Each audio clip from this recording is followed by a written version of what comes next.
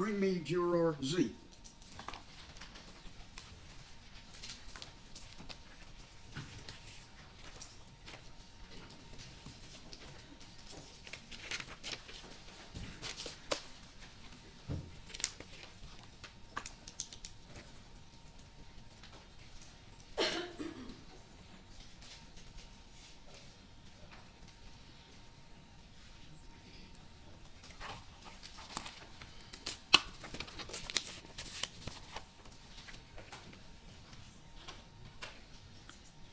Juror Z, you may take the witness box after you are sworn.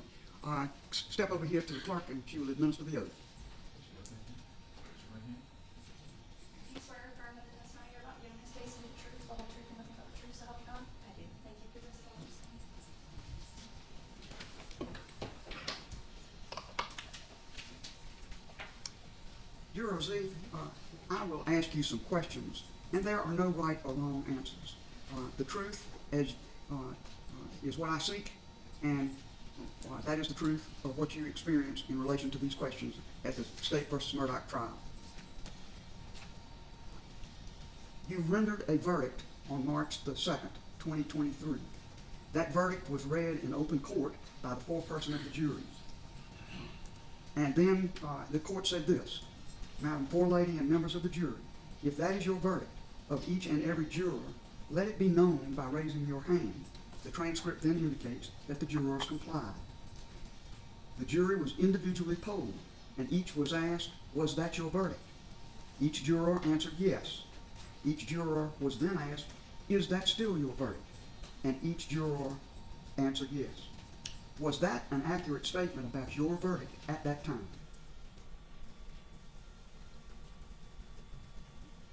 Yes, ma'am. Right? Was your verdict based entirely on the testimony, evidence, and law presented to you in this case? Yes, ma'am. Did you hear Ms. Becky Hill make any comment about this case before your verdict? Yes, ma'am. If yes, what did Ms. Hill say? To watch his actions. To watch his actions? What else? To watch him closely. To watch him closely. Anything else you remember?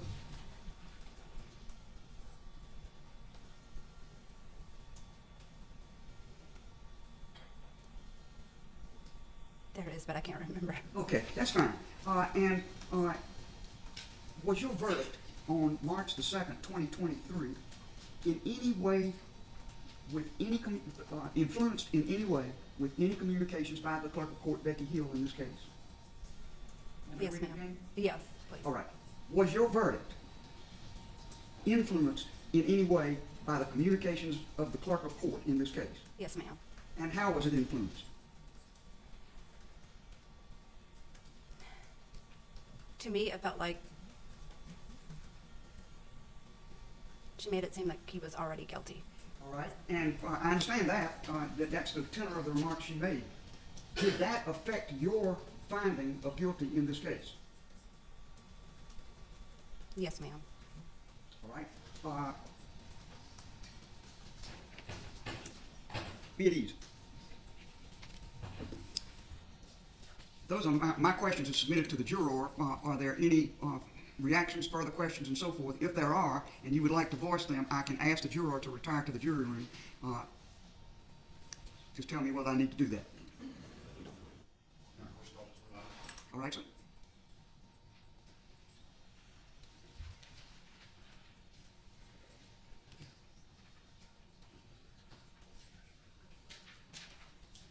Your Honor, can we ask the juror we need to put some things on the record. All right. Take the juror to the jury room, please.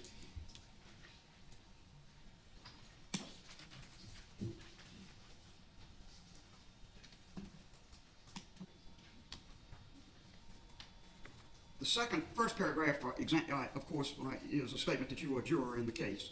Second paragraph says, toward the end of the trial after the President's Day break, but before Mr. Murdoch testified, the clerk of court, Rebecca Hill, told the jury, quote, not to be fooled, unquote, by the evidence presented by Mr. Murdoch's attorneys, which I understood to mean that Mr. Murdoch would lie when he testifies.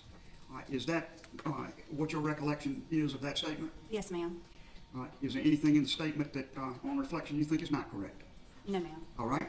Number 3, she also instructed the jury to, quote, watch him closely, quote, immediately before he testified, including, quote, look at his actions, quote, and, quote, look at his movements, quote, which I understood to mean he was guilty.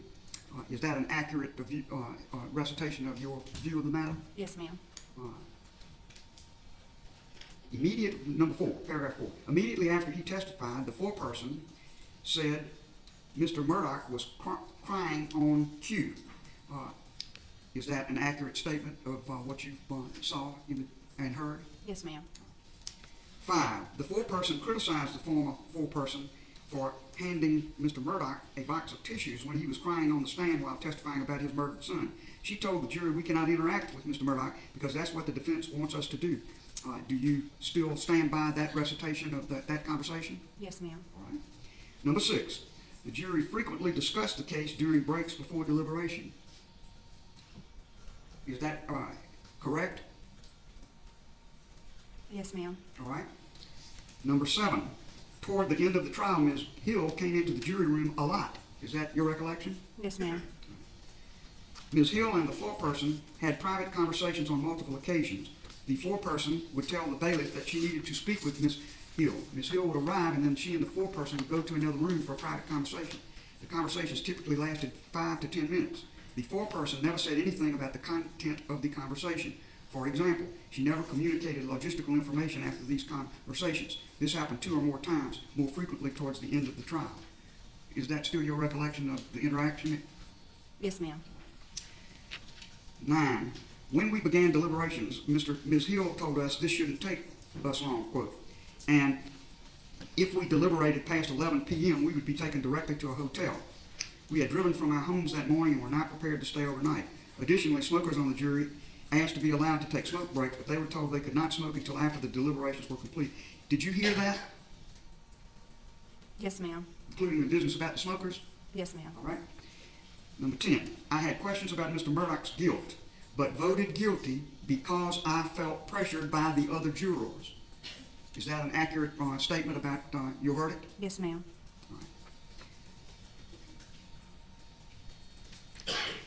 After the verdict and immediately before sentencing, Ms. Hill pressured the jury to speak as a group to reporters from a television show.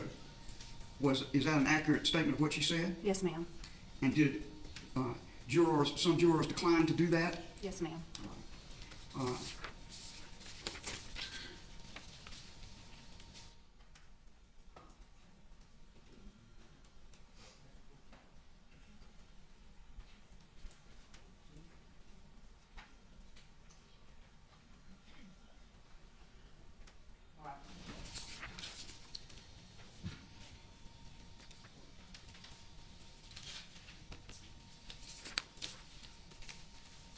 Yeah, where are my questions?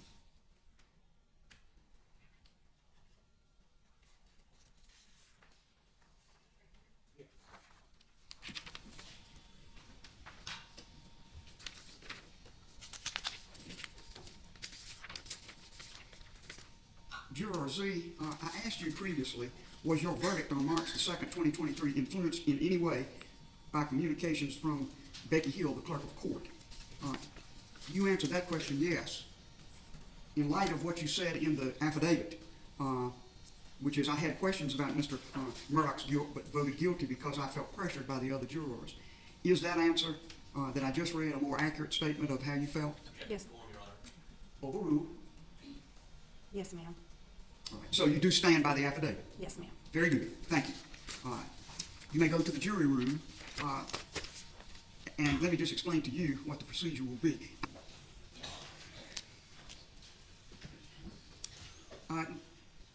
Counsel, I have to report this to you, and I'm very, very unhappy about it, but there's nothing to do but put it on the record, and then I will proceed with questioning the rest of the jurors. The jurors' cell phones were not confiscated or taken from them, and they tuned this thing in on court TV and listened to all of what just went on. So you may make whatever statement you like to make, and then I'm going to go on and question the jurors. I will tell you in advance, I am not going to stop the proceedings or do anything to interrupt. I'm going to get the rest of this on the record. You might imagine that they no longer have their cell phones with them. Your Honor, we have a 5-minute recess to discuss what we need to put on the record. I mean, this is. I'm not going to take all day on this thing. I report things as they come to me. I will give you a couple of minutes, and then we're going to. They were late getting here. I didn't get to start on time like I wanted to, so I need to just calm down a little bit. But I tell you, don't take any long period of time. Court will be in recess for 5 minutes.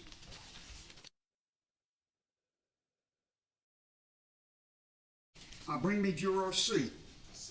C.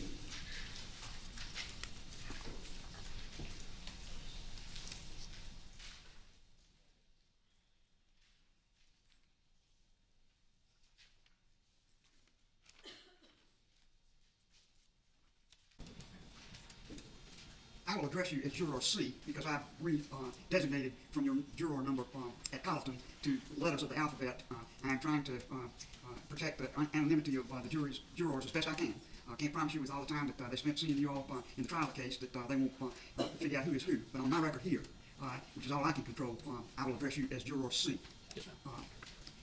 And before I begin, I understand that there may have been some cell phones activated in the jury room and the watching of the questioning of Juror Z. Did that take place?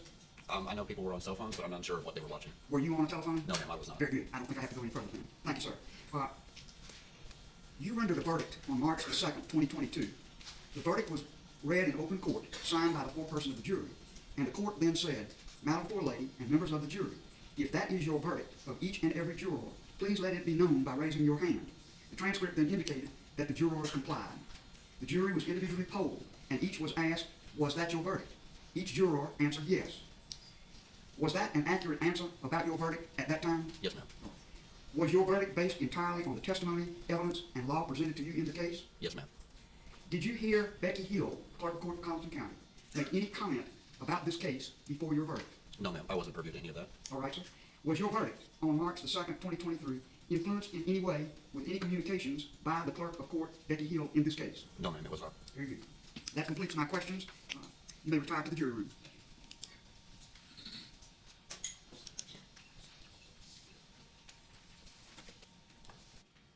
Bring me Juror F.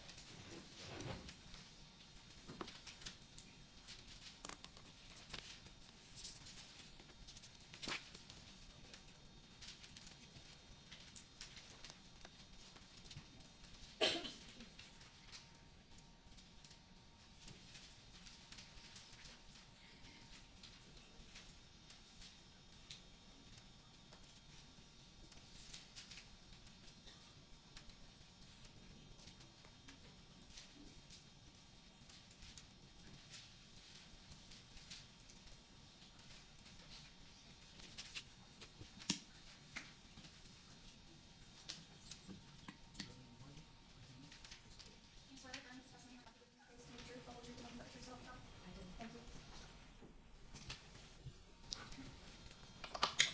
Good morning. Morning. I have designated the jurors by a letter, and that's how I will be addressing you this morning, and I will be addressing you as Juror F. Now, I realize that you folks are on the jury for a long time, over 6 weeks, and people may know who you are, despite my efforts to protect this record. But to the extent I can, I will protect this record and your anonymity as a juror in this record. So just want you to understand why I'm addressing you as Juror F.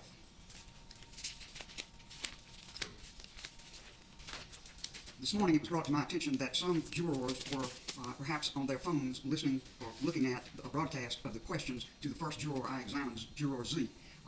Is that something that you know anything about or experienced? Yes, ma'am. Did you activate your own phone? Another juror did. All right. And will what you saw and what you looked at in any way affect your testimony as you're about to give it? No, ma'am. Very good. You rendered a verdict on March the 2nd, 2023. In open court and signed by the foreperson of the jury. The court then said, Madam Forelady and members of the jury, if that is your verdict of each and every juror, please let it be known by raising your right hand. The transcript that indicates that the juror complied. The jury was individually polled and each was asked, was that your verdict? Each juror answered yes. Each juror was then asked, is that still your verdict? Each juror answered yes. Was your answer an accurate answer about your verdict at that time? Yes, ma'am. Was your verdict based entirely on the testimony, evidence, and law presented to you in this case? Absolutely. Did you hear Ms. Becky Hill make any comment about this case before your verdict? No, ma'am. Was your verdict on March the 2nd, 2023, influenced in any way by any communications by the clerk of court, Becky Hill, in this case? Absolutely not. Good. That's all the questions I have. I'd like to discuss the matter with you before we finish with this. You may go to your jury room and keep yourself ready. I don't know if I'm going to have any further questions, but as far as I'm concerned, the questions that I'm asking are at an end, but I need to consult with the attorneys before I can dismiss you. You may go to your jury room. And I have this question for you. During the trial, did Becky Hill either drive or ride with you in a vehicle before or after court? If so, what, if anything, did Becky Hill and you discuss? Do you recall that at all? Could you please ask that again? Ma'am? Could you please ask the question again? Sure. Sorry. During the trial, did Becky Hill either drive or ride with you in a vehicle before or after court? No, ma'am. All right. Then I don't need to ask the second question. This will conclude your testimony. You are dismissed. I'm going to ask the jurors to stay with me until I've completed this process, and then you are free to go. Thank you so much. Question Juror F is course exhibit number 4. All right, bring Juror L. Thank you so much. All right. I have redesignated each of the jurors in the record for this case, and so I will be referring to you as Juror L as in Lima. And, you know, y'all are all on this jury. If these people saw you for 6 weeks, they may know I'll be able to identify you, but I'm trying to, as best I can, protect your anonymity. You don't have to talk to anybody about this at all. That's purely your prerogative.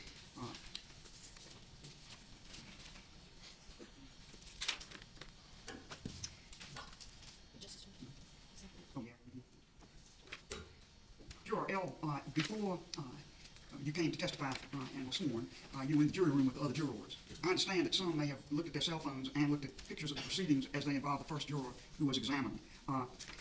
Did you see any of that? People had their phones out, yes, ma'am. Did you look at any of it? No, ma'am. All right. And I don't need to ask you anything further about that. You rendered a verdict on March the 2nd, 2023. The verdict was read in open court, signed by the foreperson of the jury, and the court then said, Madam Forelady and members of the jury, if that is your verdict of each and every juror, please let it be known by raising your right hand. The transcript then indicates the jurors complied. The jury was then individually polled, and each was asked, was that your verdict? Each juror answered yes. Each juror was then asked, is that still your verdict? And each juror answered yes. Was that an accurate answer about your verdict at that time? Yes, ma'am, Justice, yes. Was your verdict based entirely on the testimony, evidence, and law presented to you in this case? Yes, Justice, yes, ma'am. Did you hear Becky Hill, the clerk of court for Colleton County, make any comment about this case before your verdict? No, ma'am. Was your verdict on March 2nd, 2023 influenced in any way with any communications by the clerk of court, Becky Hill, in this case? No, ma'am. Very good. Juror L, thank you, and you are dismissed. I will send word back by the bailiff if there are any further questions. I always ask the lawyers that before I dismiss the juror completely and go to the next one. Please, no further. Bring me Juror E. Yes. Sir, I will be addressing you as Juror E this morning. I've designated the jurors by letter. I realize that you sat on this jury in Colleton County for a lengthy period of time, 6 weeks or better, and people may know who you are. But to the extent I can make this record a record that protects your anonymity, I am doing that. You don't have to speak to a soul about this matter after you're finished, and your service will be complete, as I'm sure you thought it would be when you rendered your verdict. I have these questions. You rendered a verdict. Oh, yes. It was brought to my attention that cell phones of the jurors were accessed in the jury room for a time, and that some were able to examine the broadcast of the testimony of the first juror called Juror Z. Was your cell phone one of those activated to look at the proceedings? No, ma'am. Did you look at the proceedings on any other cell phone? No, ma'am. Thank you. Now, you rendered your verdict on March the 2nd, 2023. The verdict was read in open court, signed by the foreperson of the jury. The court then said, Madam Forelady and members of the jury, if that is your verdict of each and every juror, please let it be known by raising your hand. The transcript then indicates the jurors complied. The jury was individually polled, and each was asked, was that your verdict? Each juror answered yes. Each juror was then asked, is that still your verdict? And each juror answered yes. Was that an accurate answer about your verdict at that time? It was. Was your verdict based entirely upon the testimony, evidence, and law presented to you in this case? Yes. Did you hear Ms. Becky Hill make any comment about this case before your verdict? No. Was your verdict on March the 2nd, 2023 influenced in any way with any communications by the clerk of court, Becky Hill, in this case? No. Thank you, sir. That completes my questions. You may go to the jury room. All right. Anything from the state? And from the defendant. Very good. Bring me Juror P, as in Paul.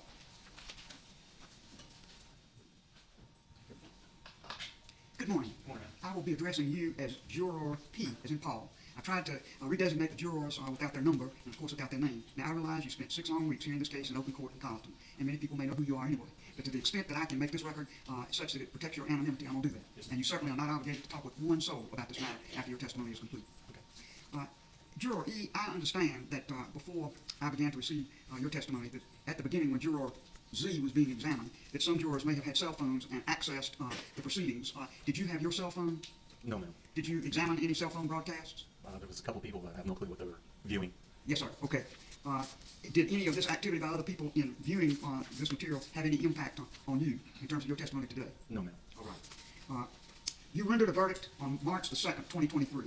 The verdict was read in open court, signed by the foreperson of the jury. The court then said, Madam Forelady and members of the jury, if that is your verdict of each and every juror, please let it be known by raising your right hand. The transcript then indicates the jurors complied. The jury was individually polled, and each was asked, was that your verdict? Each juror answered yes. Each juror was then asked, is that still your verdict? And each juror answered yes. Was that an accurate answer about your verdict at that time? Yes, ma'am. Was your verdict based entirely on the testimony, evidence, and law presented to you in this case? It was. Did you hear Becky Hill, clerk of court for Clarendon County, make any comment about this case before your verdict? I did. Yes, ma'am. What did she say? It was the day that Mr. Murdoch was taking the stand. Yes, sir. And she made a comment about watch his body language. About watch his body language. body language, I see. Yes, ma'am. And what else? That's all I can recall. All right, sir. Was your verdict on March the 2nd, 2023 influenced in any way with any communications by the clerk of court, Becky Hill, in this case? No. All right. That completes my questions, Juror E, or P. P, Juror P. You may go to your jury room. You are free to refuse to discuss this with anybody. That's your prerogative. You're not required to talk about this anymore. Juror O. O.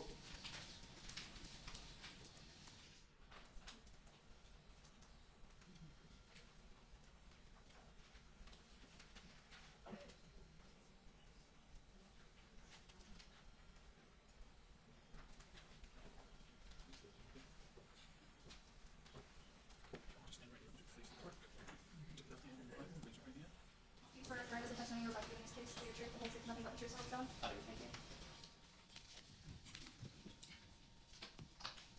Good morning, Juror O. I have designated the jurors by letter in this record so as to try to protect your anonymity as best I can. Now, I realize you sat on this case for 6 weeks in open court in Compton County, and many may know your identity. But to the extent I can, with the record of this matter, I'm trying to preserve your identity from any disclosure in this court. Juror O, I understand that several jurors may have activated their cell phone during the testimony of the first juror and looked at the proceedings. Are you aware of that? Yes, ma'am. Did you activate your cell phone? No, ma'am, I did not. Did you watch any of the other cell phones? No, ma'am, I did not. Very good. You rendered a verdict on March the 2nd, 2023. The verdict was read in open court, signed by the foreperson of the jury. The court then said, Madam Forelady and members of the jury, if that is your verdict of each and every juror, please let it be known by raising your right hand. The transcript then indicates the jurors complied. The jury was individually polled, and each was asked, was that your verdict? Each juror answered yes. Each juror was then asked, is that still your verdict? And each juror answered yes. Was that an accurate answer about your verdict at that time? Yes, ma'am, it was. Did you hear Ms. Becky Hill make any comment about this case before your verdict? No, ma'am, I did not. Was your verdict on March the 2nd, 2023 influenced in any way with any communications by the clerk of court, Becky Hill, in this matter? No, ma'am, it was not. Very good. That concludes my questions. You may return to your jury room. I ask that you stay until I complete the questioning of the jurors. Bring me Juror Y.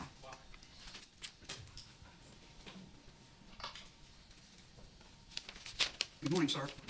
I will be addressing you as Juror Y. I've tried to re-identify the jurors so as to preserve your anonymity in this record. Now, I know that you sat on this case for 6 weeks in open court, and many have seen you. They may know who you are. But to the extent I can preserve your anonymity in the record of this case, I've tried to do so. You are completely free not to talk to a soul about this matter. That's always your prerogative. I understand that before you came out here, when the first juror to be examined was being examined, that some jurors may have activated their cell phones.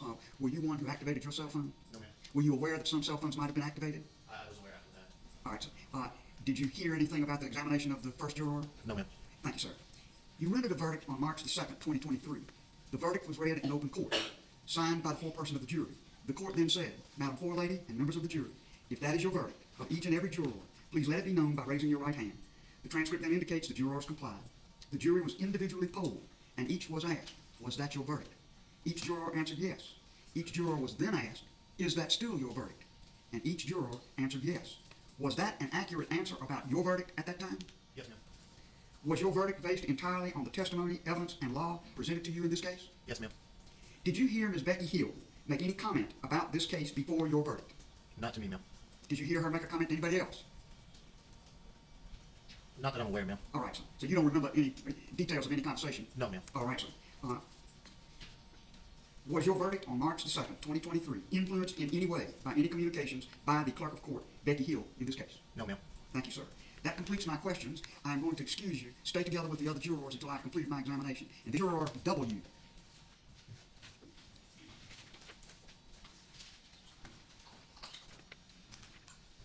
Good morning. Good morning. I'll address you as Juror W. I have redesignated by letter the identities of the jurors as I question them today. Yes, ma'am.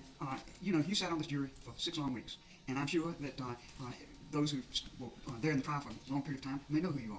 I'm just doing the very best I can to make your participation in this matter anonymous, and I will preserve that anonymity. You are free to not talk to one single soul about this if you don't want to. That's purely your prerogative. Yes, ma'am. I understand that when the first juror was being questioned, some members of the jury, as you were back in the jury room, may have activated their cell phones. Were you one who activated your cell phone? No, ma'am. I left my phone in the car. And did you hear any information coming from anybody else's cell phones about that examination? I did. All right. Does that have any impact on the testimony you are going to give today? No, ma'am. Very good. You rendered a verdict on March the 2nd, 2023. The verdict was read in open court, signed by the foreperson of the jury. The court then said, Madam Forelady and members of the jury, if that is your verdict of each and every juror, please let it be known by raising your hand. The transcript then indicates the jurors complied. The jury was individually polled, and each was asked, was that your verdict? Each juror answered yes. Each juror was then asked, is that still your verdict? Each juror answered yes. Was that an accurate answer about your verdict at that time? Yes, ma'am. All right. Was your verdict based entirely on the testimony, evidence, and law presented to you in this matter? Yes, ma'am. Did you hear Ms. Becky Hill, the clerk of court for Clarendon County, make any comment about this case before your verdict? No, ma'am. Was your verdict on March the 2nd, 2023, influenced in any way with any communications by the clerk of court, Becky Hill, in this matter? No, ma'am. Very good. That is the end of my questions. Any further questions from the state? Any further questions? Nothing for the bench, Your Honor. Very good. All right. Bring me Juror Q.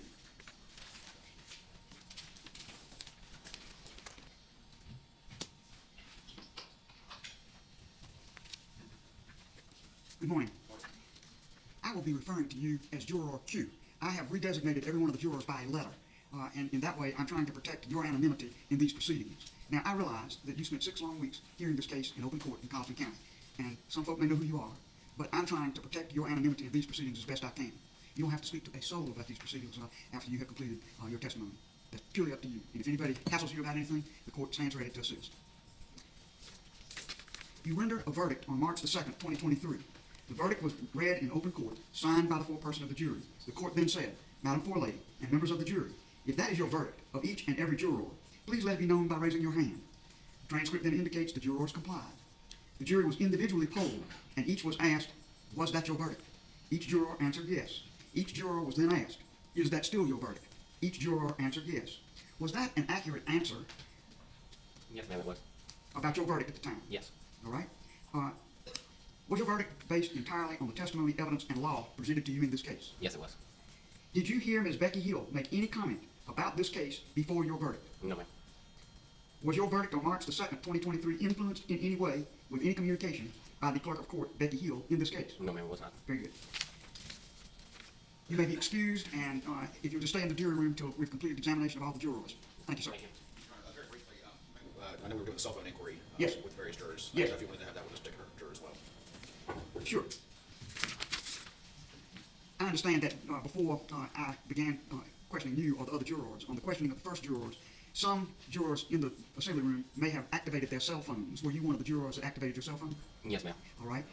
And was anything that you heard at that time something that has any influence or effect on the testimony you now give under oath? No, ma'am. All right. Thank you. Anything further? You may go to the jury room. Bring me Juror K. Good morning. I will be addressing you as Juror K. I redesignated each of you jurors and gave you a letter for purposes of this hearing. I'm trying to protect your anonymity as best I can. Now, I realize you sat for 6 long weeks on this case in Carlton County, and many folk may know who you are. But on the record of this matter, as best I can, I'm trying to preserve your anonymity.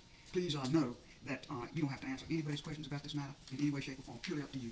And if anything is done that you feel is harassing or makes you uncomfortable, you contact the court. We'll try to do as best I can to help in that situation.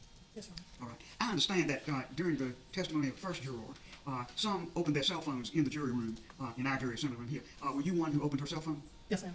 Did you listen to or watch the broadcast of that first juror's examination? It was on Facebook. Ma'am? It was on Facebook. It was on Facebook, and you watched it. Well, we closed it. All right. Did anything that you heard in that Facebook cell phone access impact or influence your testimony in this matter in any way? No. All right. You rendered a verdict on March the 2nd, 2023. The verdict was read in open court, signed by the foreperson of the jury. The court then said, Madam Forelady and members of the jury, if that is your verdict of each and every juror, please let it be known by raising your right hand. The transcript then indicates the jurors complied. The jury was individually polled, and each was asked, was that your verdict? Each juror answered yes. Each juror was then asked, is that still your verdict? Each juror answered yes. Was that an accurate answer about your verdict at that time? Yes. Was your verdict based entirely on the testimony, evidence, and law presented to you in this case? Yes. Did you hear Ms. Becky Hill, clerk of court for Carlton County, make any comment about this case before your verdict? No. Was your verdict on March the 2nd, 2023, influenced in any way with any communications by the clerk of court, Becky Hill, in this case? No. Thank you, ma'am. That completes my questions. I'll let you go to the jury room now. I'll then ask the attorneys whether there are any further questions. Is the state ready to proceed? Ready to proceed. I think they're still getting the defendant ready to sit down. But Very good. We certainly will wait on that, Mr. Hartman.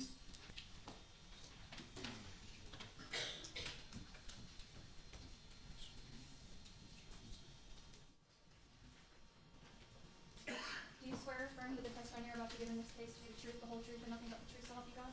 I do. Thank you.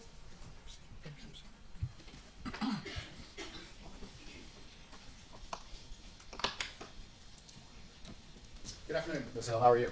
I'm fine. I want to get started, if you would. If you could state your full name for the record and spell it for the court report, please. My name is Becky Hill. Last name Hill, Hill. All right. If you would, just give us. You're currently the clerk of court for Carlton County. Is that correct? That's correct. And just very quickly, if you would, what year were you elected as clerk of court? At the end of 2020. At the end of 2020. Yes. And prior to that, did you have any involvement or experience with the state judicial system? I did. And could you tell the court what that was, please? I was a South Carolina official court reporter for about 14 years. All right. And were you, in being an official court reporter, you would serve in the courtroom, which is Ms. Harris is here today, is that correct? That's what was correct. all right. And was that primarily in the 14th Circuit? It was primarily in the 14th Circuit. However, I did travel throughout the state. Did you have any other experience in professional experience prior to becoming court reporter or clerk of court? I was a court reporter freelance for 2 years before that. Okay. And then any other professional pursuits you've had over the course of your career? I was able to be a middle school teacher, and I worked for the Board of Disabilities for a few years as well. Let me go ahead and just kind of get straight to it. In your capacity as clerk of court and in your previous experience being a court reporter, were you familiar with the rules that apply to court staff as it comes to interactions with jurors in the course of a criminal trial or civil trial for that matter? Yes. All right. And could you tell the court generally what those rules are as far as what contact is permissible and what contact is not permissible, just very quickly? The judge gives the law and gives the instructions for a jury, and the attorneys will state their opening statements, their closing arguments, and basically the clerk of court and anyone else, court reporter, we're there to, my understanding would be to make sure that everyone's taken care of. Do you need some Kleenex? Do you need some water? Different things like that, just to make sure that they're taken care of. Is it common for clerks of court to have interaction with jurors during the course of a trial to see to those various logistical needs that you just described? Yes, And did that happen in the Murdoch case? it did. And can you give us an example of some of the logistical things that you or other things that you would see to deal with any needs that the jurors may have? I mean, did you provide them food, coffee, make sure they were comfortable, things like that? Yes, all of that. All right. Provide blankets for them if they were cold? Our courtroom was very cold in Colleton County, yes. Did you provide them with aspirin or Tylenol if they needed, make sure coffee and snacks were available? Yes, Did you take lunch orders for them so that they were fed each day? yes.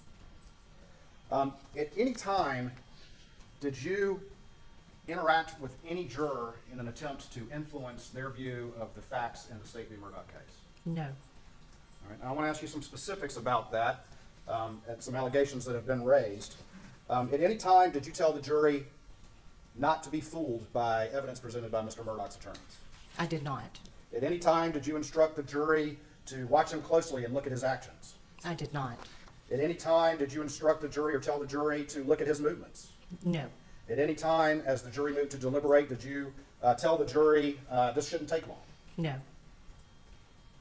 At any time, did you tell the jury that the defense case, watch out for the defense case, they're going to try to throw you off, or anything along those lines that was meant to influence the jurors against Mr. Murdoch? No.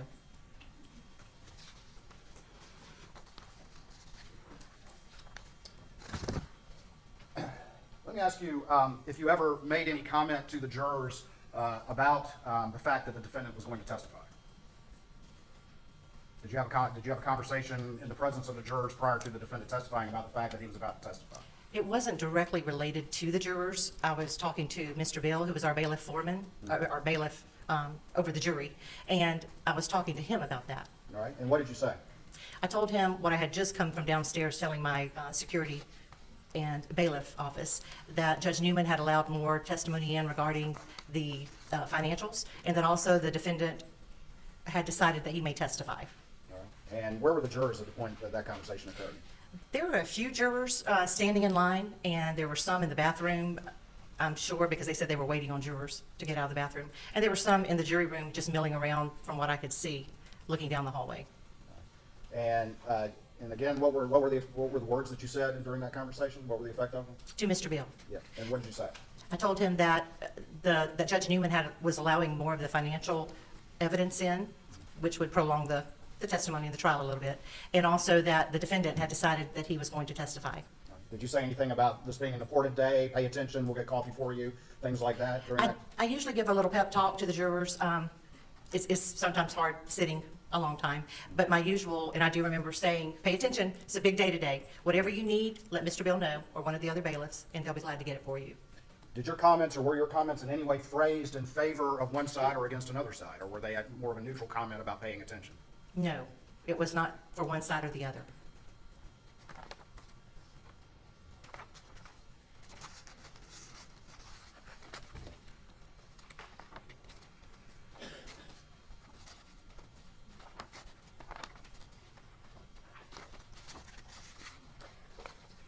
Were you present when the jury went to the Moselle property to conduct the jury view?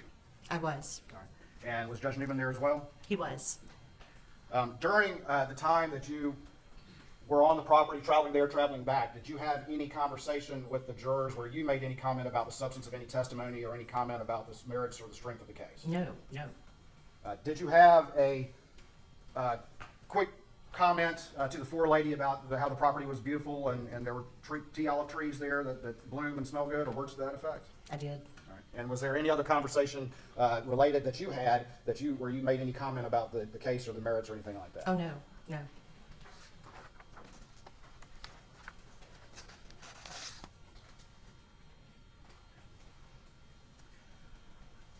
During the course of this trial, did you have a bailiff employee whose primary job it was to see to the jury and their security and to keep them separate from everyone else that was involved in this trial? I did. And who was that? Mr. Bill Polk.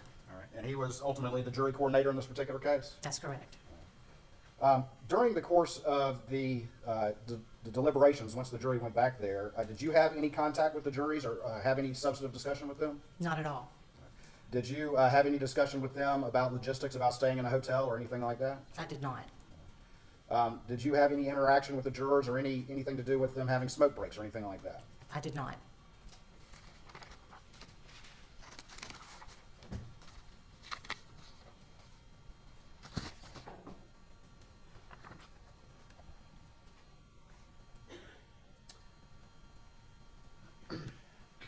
During the course of the trial, did you have any discussion or interaction with the jurors about them giving any interviews to the media or making themselves available to the media? I'm asking during the course of the trial No, itself. not during the course of the trial.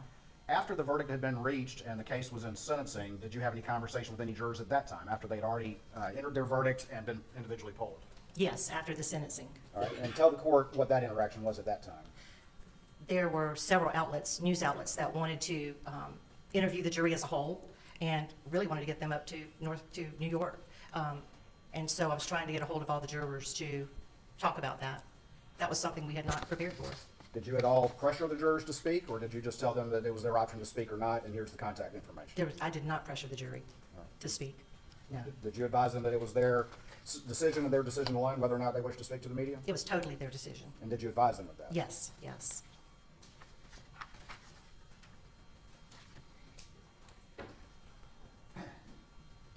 I'm ask it again, but I just want to be sure. At any time, did you make any comment to any juror or in the presence of any juror in which you at all tried to influence them in favor of one side or against another?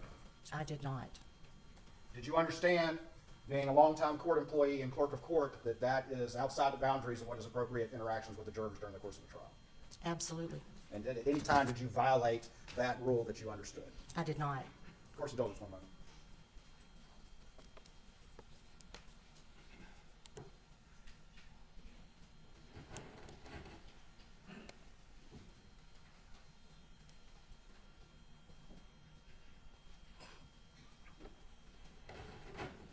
Nothing further at this time, Your Honor.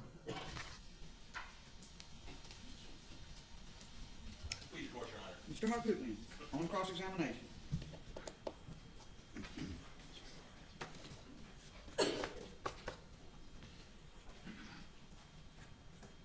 Ms. Hill, we spent 6 weeks together, didn't we? We did.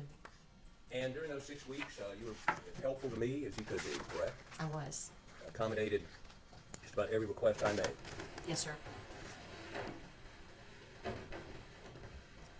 Thank you. Wait a minute.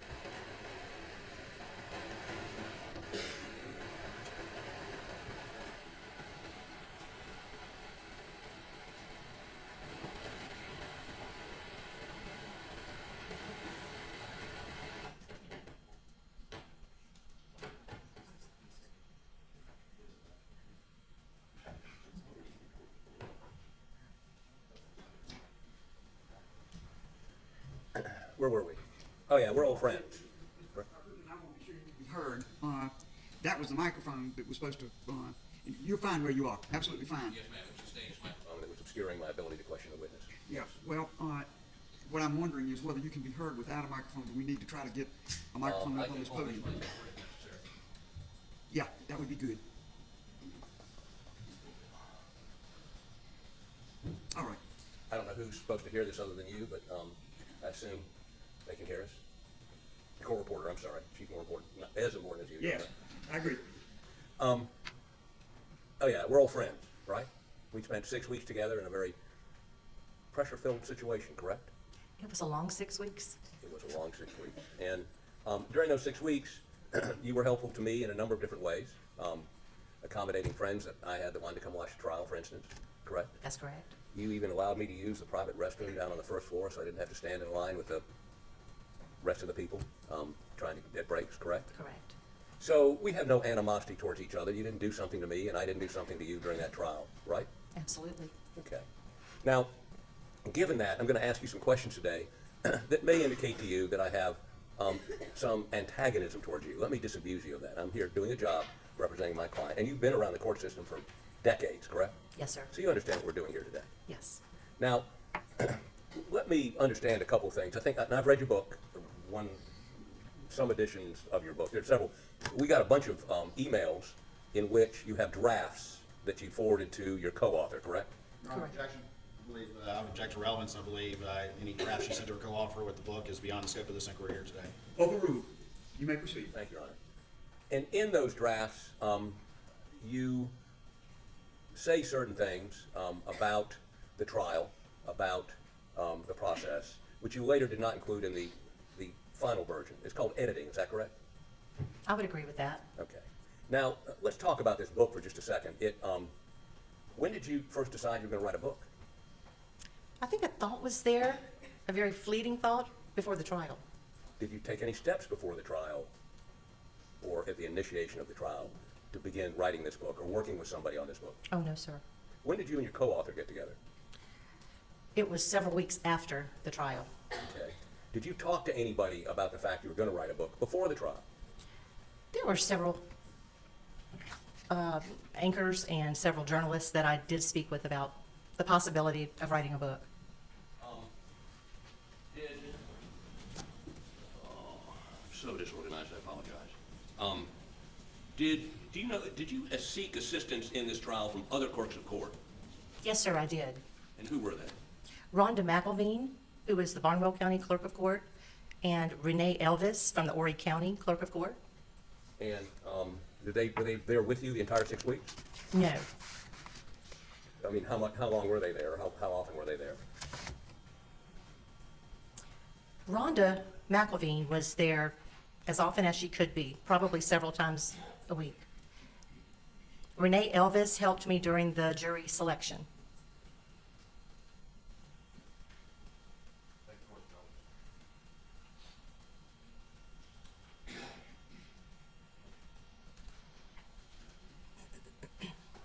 And did she begin, that is, Ms. McElveen, did she begin working with you prior to jury selection?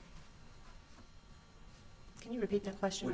We began jury selection, I think, on January 23rd, correct? Correct. Was she working with you or consulting with you prior to the 23rd? No, sir. Did you have any conversation with her about the trial? Not until she got to the trial on I can't remember the exact day she came. Okay. Now, is she a friend of yours?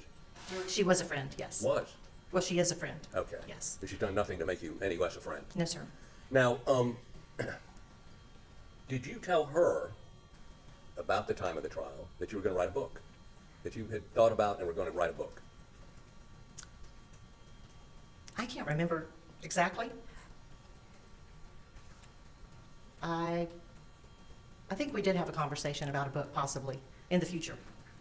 And did you tell her you were going to write a book because you thought it would make a lot of money? Oh, no, sir. You never said that. No, sir. And did you tell her that you were going to write a book to make a bunch of money so you could buy a lake lot and build a house on it? No, sir. Okay. Now, did you ever tell her that you had given a juror a ride home, that you had accompanied Mr. Bill, what's his last name? Bill Polk. Right. Did you and he took a juror home one night? Did you tell her that? Did you take a juror home one night? I didn't take a juror home one night. Did No, Mr. sir. Mr. Polk and you take a juror home one night? No, sir, we Okay, you didn't. never gave a juror a ride in a car with Mr. Polk or without? No, sir. Okay. Now, also, during the trial, your daughter ended up on the Venari, is that right? She did. And she was coming up, and did you talk to me and Mr. Waters about putting her on the jury if at all possible? I'm not sure that we wanted her to be on the jury if at all possible, but I think the question was, would she make a good juror? And I said she sure would. Now, I don't think we asked you. I think you told us she would make a great juror, did you not? I remember you asking. Okay, okay. I was considering putting your daughter on the jury. Yes, sir. And who did she work for? She works for Compass South. Did she work for the Sheriff's Department at some point? No, sir. Okay. Did she work in law enforcement at all? No, sir. Okay. Now, let me ask you this. How many jury rooms were there? We have 2 jury rooms in Colleton. In this trial, how many jury rooms did you have? How many? 2. Okay, so the entire jury wasn't together at any one time? They were separated into 2 rooms? Yes. Okay. And when they're separated into 2 jury rooms like that, are they next door to each other? Are they down the hall from each other? They are next door to each other. Okay, so but if you close the door to one, can they hear what's going on in the other one? Some women probably have very good hearing, and men too, but I would say probably not. Okay, are there restrooms in both of the jury rooms? There are. Okay. Are there 2 restrooms or just one? There's 1 restroom in each jury room. Okay. Were either one of those restrooms designated men and women, or did everybody use the same one? They were unisex. They were unisex. Okay. Now, prior to your testimony here today, have you met with the Attorney General's office in SLED? I have. On how many occasions? I want to say twice. Okay. And remember when the first time was? I think the first time was in September. Okay. And the second time was last week? Yes, sir. And that was in Walterboro? Yes, right. And you all spent about 4.5 hours together? I want to say maybe 2 hours together. Okay. And in those 2 hours, you went over your testimony here today? They asked me questions. Did they ever correct your answers or suggest you answered differently? Oh, no. No. Oh, So you just went through what you went through in 20 minutes here. It took 2 hours to go through when you were with them. There were times when I would step out of the room and come back in, but I would say we were there for about 2 hours. Now, you have described in your book your role as Switzerland, is that correct? Correct. Okay. And that is that you should not be in any way opinionated about what's going on in the trial, is that correct? That's true. Okay. Yet in your book you indicated a number of different points during the trial you had concluded he was guilty, is that correct? I think, Your Honor, I object at this point. I don't know if her conclusions in the book are in any way relevant to what occurred during the trial and whether or not there was any communications with the jurors, which is the sole issue that we're here for today, is whether or not Ms. Hill had any extraneous influence on the jurors. And so I think this is going a little far afield. We object to the relevance, Your Honor. Overruled. You may continue. Let me give you an example. You indicate riding back from Moselle that you and 3 other people were in a car and you all decided adamantly, I think was the word you used, that he was guilty, that he had killed his wife and son. Is that what you put in the book? I can't remember if I put that in the book, but if you say I did, then I will Did agree that with happen? you. We did have a conversation about what each of us thought, And all 4 agreed that he was guilty, correct? and none of us were jurors. No, trust me, I know that. But you had an abiding conviction, at least by the time of the Moselle visit, that he was guilty. And the other people in the car with you were bailiffs, were they not? No. Who were they? Some were not bailiffs. One was a court reporter, one was our security officer, head security, and another was a deputy sheriff. Okay. But the 4 of y'all rode out there, and based on what, and I mean, I can, well, you want me to read to you how chilled you were and how you felt? That poor Paul and Maggie been executed by him on that scene, that visiting the scene convinced you that he was a horrible, horrible murderer? You want me to read that to you, or you will concede that's what you wrote? I will concede that's what I wrote, but if I may, I would say that a lot of that is poetic license in writing a book and in making it sound like that. Okay, so some of it's poetic license, and some of it you just stole. You purloined it from that BBC writer, right?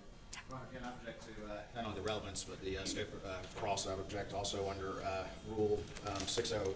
I don't believe that that's appropriate cross-examination. Overruled.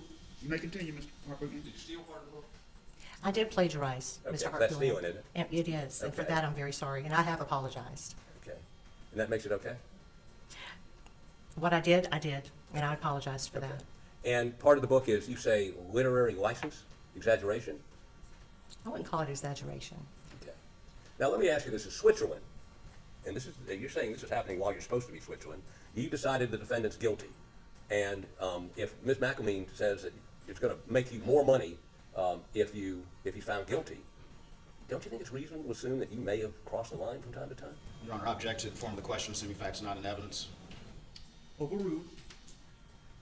Can you repeat that question one more time, I'm Mr. not gonna Hartfield? repeat it. Let me just move on to something else. Let me ask you, you had interactions with some jurors, and I believe in a conference in judges' chambers, you indicated that you had seen a post on, is it Walterboro Word of Mouth? Your Honor, again, I object. I think he's delving now into the Facebook inquiry. We believe, again, that that's irrelevant to the inquiry for Your Honor. I will allow limited, as I understand it, trying to impeach her testimony and explore her credibility. And I think I've already told Mr. Harpootlian that I don't want a whole trial about the business of Facebook and the egg juror, but I will allow limited examination on this point. You may proceed, Mr. Harpootlian. Am I oversimplifying that? I mean, it's in your book. You saw something on Walterboro Word of Mouth, which appeared to you to be from the ex-husband of one of your jurors. Is that correct? Am I oversimplifying that? I remember reading one night something on Walterboro Word of Mouth, and when I was in the courtroom on a Monday morning listening to the judge and the attorneys talking about a matter, it sounded like it was relevant to each other. Okay. And you became aware somehow that this juror had a restraining order out for her ex-husband? She told me that herself. Okay. And tell me how it came for her to tell you about that. Where did she tell you? She was very talkative, and when I was instructed by Judge Newman to go and get her from out of the jury room with a deputy following me, she was talking to me all the way back to the judge's chambers, and she mentioned that there were restraining orders out when they had divorced. So how did the judge, who brought it to the judge's attention about this Walterboro Word of Mouth thing? I let the judge know, thinking that it could be related, Okay. And you let the judge know what? that I had read something on Walterboro Word of Mouth. Okay. And that you knew it was tied to that juror? I didn't know that it was. I wasn't sure at all. Who do you think it was tied to? From what y'all were talking about at the bench, I felt like I needed to let him know, just in case it was related. There was something about an ex-husband and an ex-wife and somebody being on the jury. You didn't tell the judge that you had found what we call the apology post? You didn't tell the judge that? I didn't call it that, no. You don't remember producing it, saying producing it to the judge, saying this is a post in which the guy that posted it on Friday night says the devil got in him and he's drinking and he apologized for what he posted? You didn't produce that? My staff did, one of my staff. But you gave that to the judge and gave it to us, did you not? Yes, we did. As if it were from that juror's ex-husband, correct? Correct. And you know it wasn't? I don't know that, Mr. Hart-Billion, no. So, and this, you did not take that juror out and talk to her before you took her to the judge? Is that I never talked to that juror about stuff like that. Okay. Did you ever talk to the floor lady of the jury, separate from the jury? I did. Okay. And tell us, where did that occur?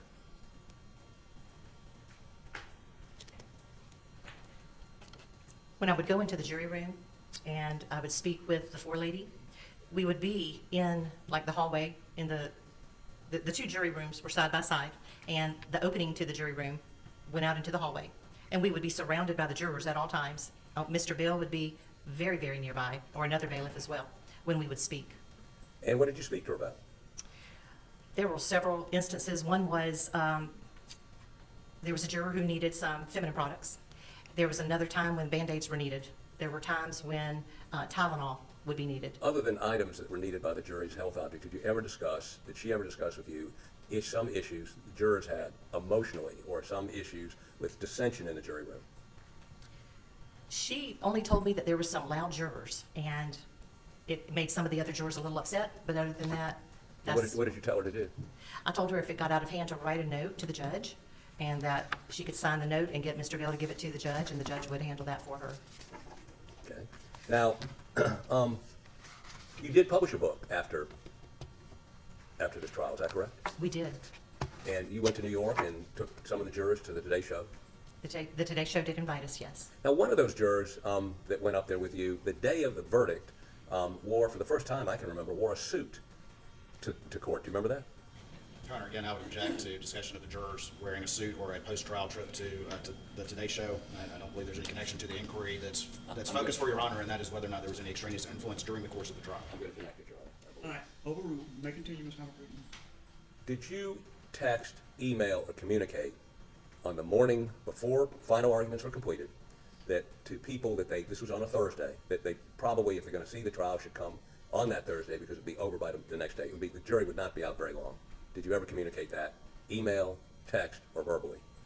I do remember saying that, yes. And why did you think the jury would not be out very long? Had you communicated with jurors? I had not communicated with jurors about anything related to this trial at all. I've been a court reporter for at least 14 years. I was clerk of court for 3. And you just get to where you kind of see things happen as they progress, and it's a guess, it's a gut feeling, and that's all that I meant by that. Well, why are you telling this young man who wanted passes for the next day in an email, it won't be happening tomorrow? That was or did you say, you didn't say, I don't think, you just said, you better come today if you're coming. Remember doing that? I don't remember that.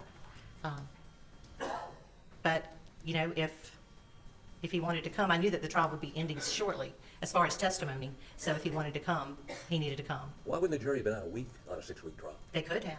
But They could have. you apparently were telling the press and others that it would be a quick verdict. Were you not? That was just a gut feeling that I had, Okay. and that was my opinion. Your opinion, you were right. The jury was out 3 hours on a 6-week trial, correct? That's true. How much money did you make off that book?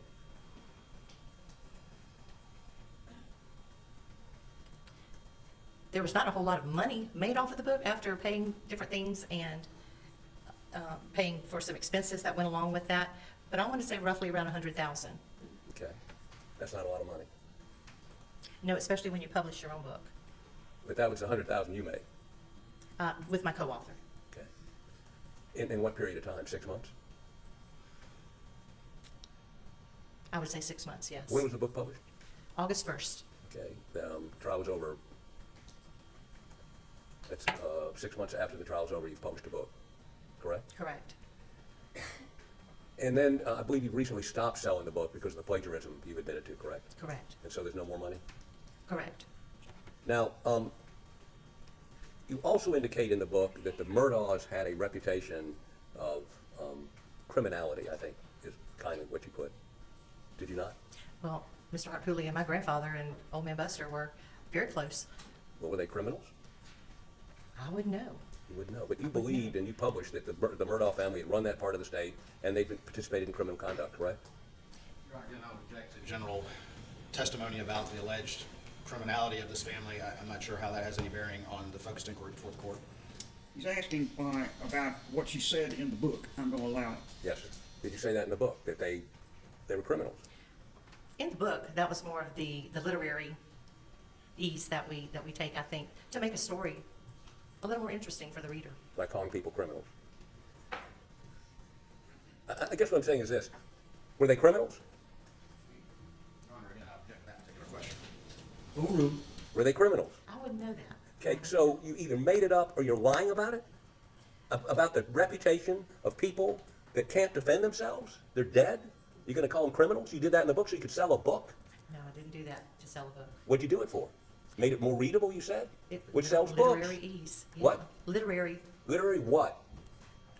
the literary ease that you can take when writing a book. Literary ease you can take with writing a book? You can make stuff up? You can lie? You can lie about people? Not with that. I think the public perception was one that it was very interesting during this time. So And you're feeding the monster out there that wants to believe bad things about the Murdaughs, and you'll make stuff up to do it. Let me give you another example. I read your book, and I found this somewhat humorous. My co-counsel did not. In describing myself and Mr. Griffin, in the book you say that I neutered him. We've both been very interested in what you meant by that. What do you mean by neutering Jim Griffin?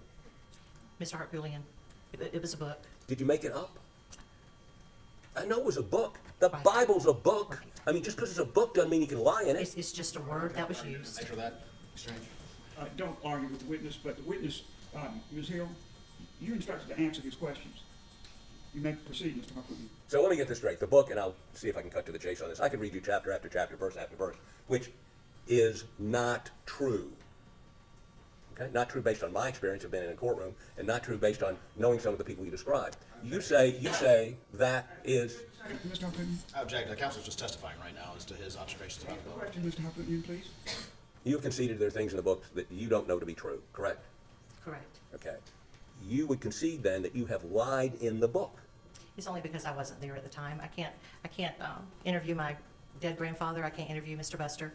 There's just things that we can't interview them on. We can go by what was written in a newspaper and get facts from that.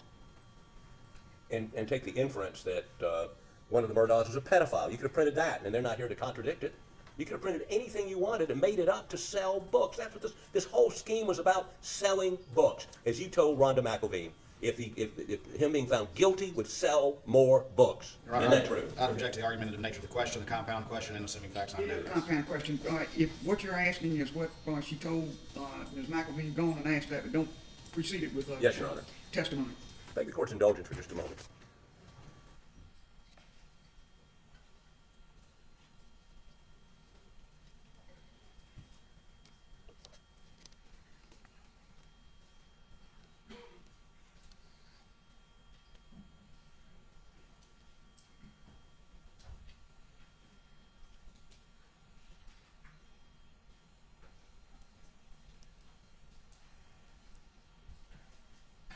Write your book about that juror that your ex-husband had posted something we now know probably wasn't her ex-husband. Did she have any other ex-husbands that you found out about? I have no idea. Well, he wrote, we learned later the ex-spouses hadn't seen each other in 14 years and she had 3 restraining orders against him. Did she have 3 restraining orders against him? I don't know. That's what she said. Okay.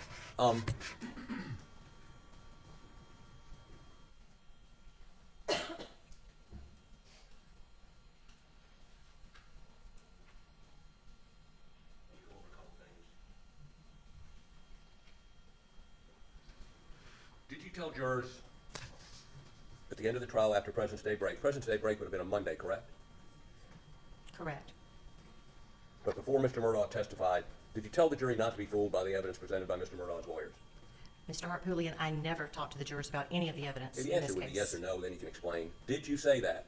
No. Okay. Did you ever instruct the jury to watch him closely immediately before he testified, looking at his actions, looking at his movements? Did you ever tell the jury to do that? No. Did you ever tell the jury to pay attention to Mr. Murdaugh's testimony? To pay attention, not specifically to his testimony. I did tell the jury to pay attention, To what? just generally in the hallway when I was speaking. Not to him, No, just any witness. right. Okay. Did you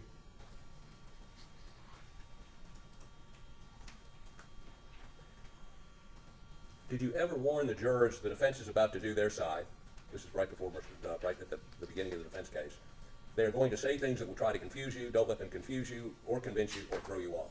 Did you ever tell the jury that? No, sir. Okay. Did you ever tell the jury, if you get emotional, we want to see your face, because that is what they want to see? Did you ever tell them that? No, sir.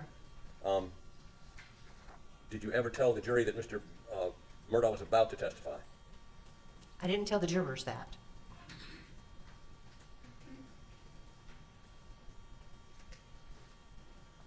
Now, did you tell the jury that if they didn't reach a verdict by 10 o'clock, they were going to have to spend the night? No, sir, I did not. Did you ever tell them they were going to have to spend the night at No, some sir. point? Did you ever tell them that they couldn't smoke? No, sir. Okay. You got any other books in the works? No, sir. I mean, doesn't this make a good book? Thank you.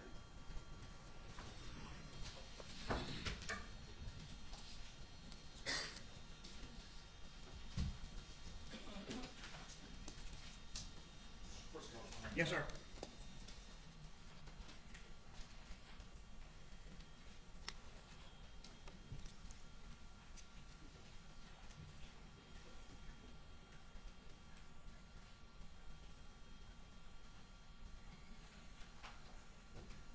Your Honor, there were a few matters came up on cross, obviously, that I'd objected to. You won't waive your right. You may reserve your rights to object to the entire line of testimony, but you may offer cross-examination subject to the assertion of your objection about the testimony. Thank you, Your Honor. One of the things you were asked about is finding this Facebook post, and you brought that to the court's attention after a different issue had already arisen related to a juror. Is that correct? Correct. All right. And are you technically capable of manufacturing a Facebook post? Is that anything that you have any capability to do? I'm not. All right. And did you ask your staff member to go see if she could find this post? I did. Did you tell her just generally what you recalled reviewing? Yes. And did you give her any further instruction other than that? No. Were you sitting behind her as she was doing this particular search or anything like that, or did she eventually report back to you? She is very, very techy, and then she reported back to me. All right, so you weren't there when she was searching anything like that? No. She was like, I couldn't find that post, but I did find this, and handed you the Facebook post, is that Correct. correct? Correct. And you provided that to Judge Newman, and ultimately it was provided to the parties, is that correct? Right. Correct. You were asked about conversations that you had with the forelady. Did those involve logistical issues and things like that for the jury? The conversations with the forelady was everything. There was nothing regarding the defendant and this trial. All right, so they were logistical issues, not anything to do with the substance of the trial, is that correct? Absolutely. Yes.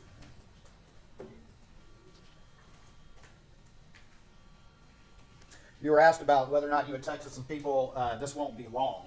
Was that at all in any way based on any conversation you had with a juror as to their internal thinking or anything like that? Or was that just your assessment being an experienced person in the court? Absolutely not. It was based on just your assessment? Just my assessments. Yes. Did you ever communicate with the jurors on how long they would be, or did any juror ever tell you how long they thought they would be? I never talked to any jurors about anything like that. You were asked about your book, and I don't want to get into too much detail about that, but you were asked about some of the assertions that you made in the book. And you were asked if these were lies. Were they lies, or were they ultimately things that were based on inferences from newspapers and community stories? You are leading by, this is your witness, Mr. Waters, so please ask a direct question. Thank you. Some of the statements that you were asked about in your book, were they lies, or were they based on your inferences from just general community knowledge and things that you had researched and knew? Still leading, but I'm not going to object. Thank you. He's right about that, Mr. Waters. Just ask a direct question. Did you lie in your book? No, I did not. Thank you. You were asked about when you told the jury to pay attention. When you asked that question, did you also mention anything about we got coffee for you or things like that? I knew that Mr. Bill would take care of that. And the jurors knew too. Coffee, we had done some Dunkin' Donut runs, we had provided coffee, different other things to help stay awake in the cold courtroom that we found ourselves in. And so I knew anything that they needed, Mr. Bill would see that they got, because that's what he did. At any time, did you have any conversation with any juror in which you tried to influence their decision? I did not have a conversation with any juror about anything related to this case. Nothing further, Your Honor. All right. Ms. Hill? I want you to turn your attention to a hearing that Judge Newman had about the alternate who was dismissed, sometimes called the egg juror. Do you recall that hearing? Yes, ma'am.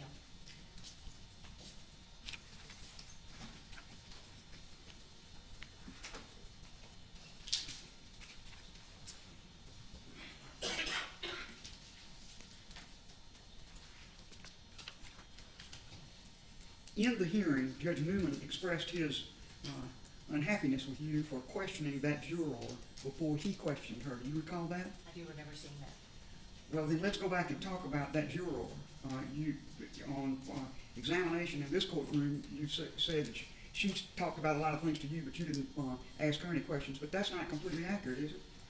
Yes, ma'am, that is true. Well, you asked her direct questions, and that came out in the hearing that Judge Newman had. You asked her questions before she was even examined by the judge, did you not? Your Honor, I did not ask her any questions.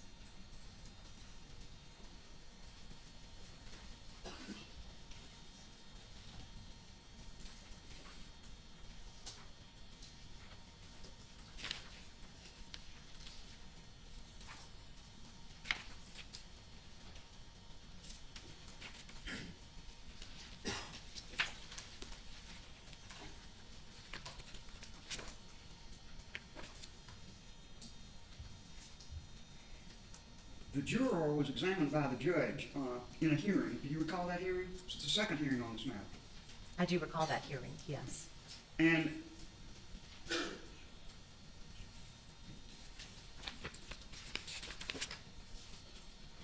the court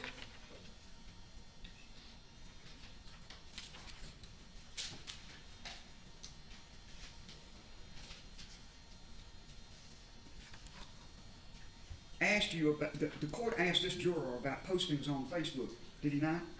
Correct. And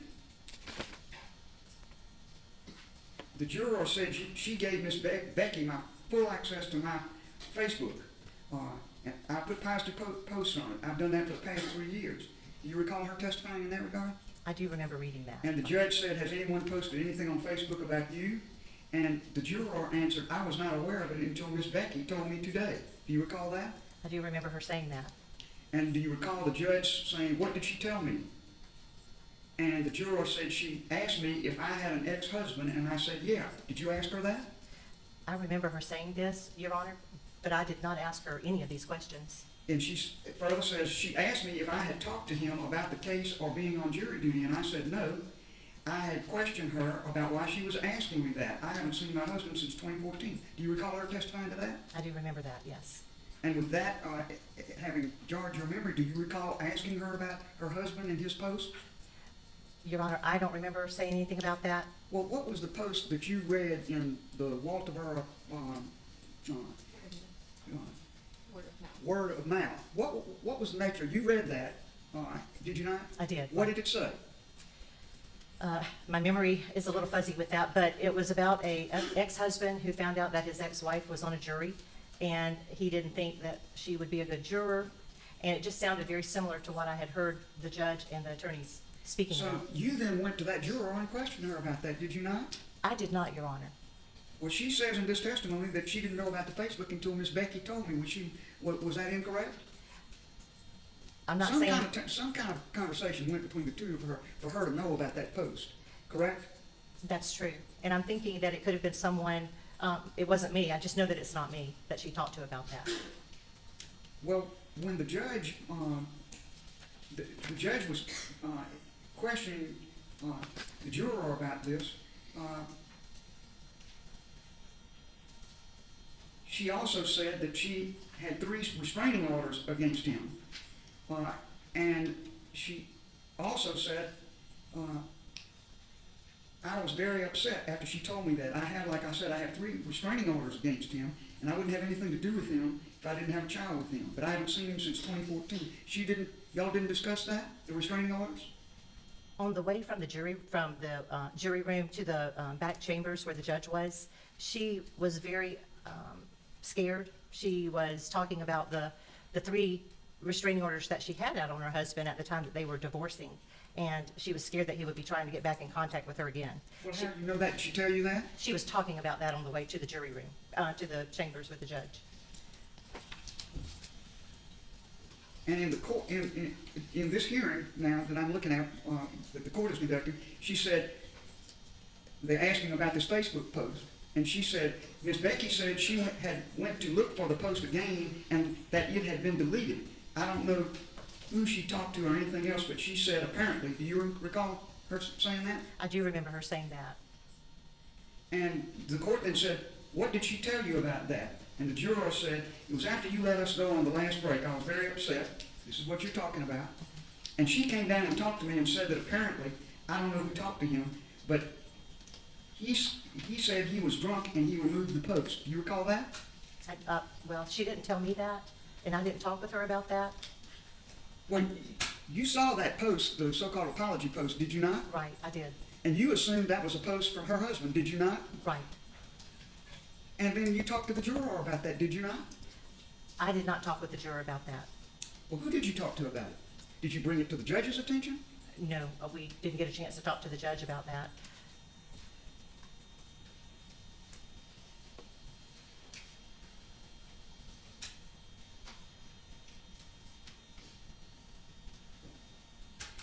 The court asked this juror, has the clerk discussed anything about the case with anyone on the jury? The juror said, not that I'm aware of. The judge said, okay, she was just discussing with juror. She pulled me aside when we went downstairs after the last break. I want to say it was after lunch, and we came back, and that's when she first told me about it, about this, what we now know was not a post from her husband. Right. But you assumed it was a post at the time, and y'all had a conversation about it, correct? Don't that just nod, answer the question. Yes, sir. Yes, ma'am. I believe that it was one of my staff that she talked to, but it was not me that she talked to. But the juror says, and I want to say it was after lunch we came back, and that's when she first told me about it. She's talking about you. Correct. Then we went back into the court, and I never even got to sit on the jury. The judge says, the judge then stops the questioning, and she exits the room. Mr. Griffin, Your Honor, I think that satisfies it. She hadn't talked to anybody, hadn't expressed an opinion, hadn't made up an opinion. She's got an ex-husband, and she has 3 restraining orders against him. The court said, Mr. Waters, just obviously we're all invested in this. My main concern, I certainly would love to, not love to, but would want to hear, what one of these individuals said. But, she answered the questions as she did, talking about the juror. They then had a colloquy about this juror and whether this was really her husband that put this post in that you talked to her about and apparently talked to the court about at some point. Am I right? That's right.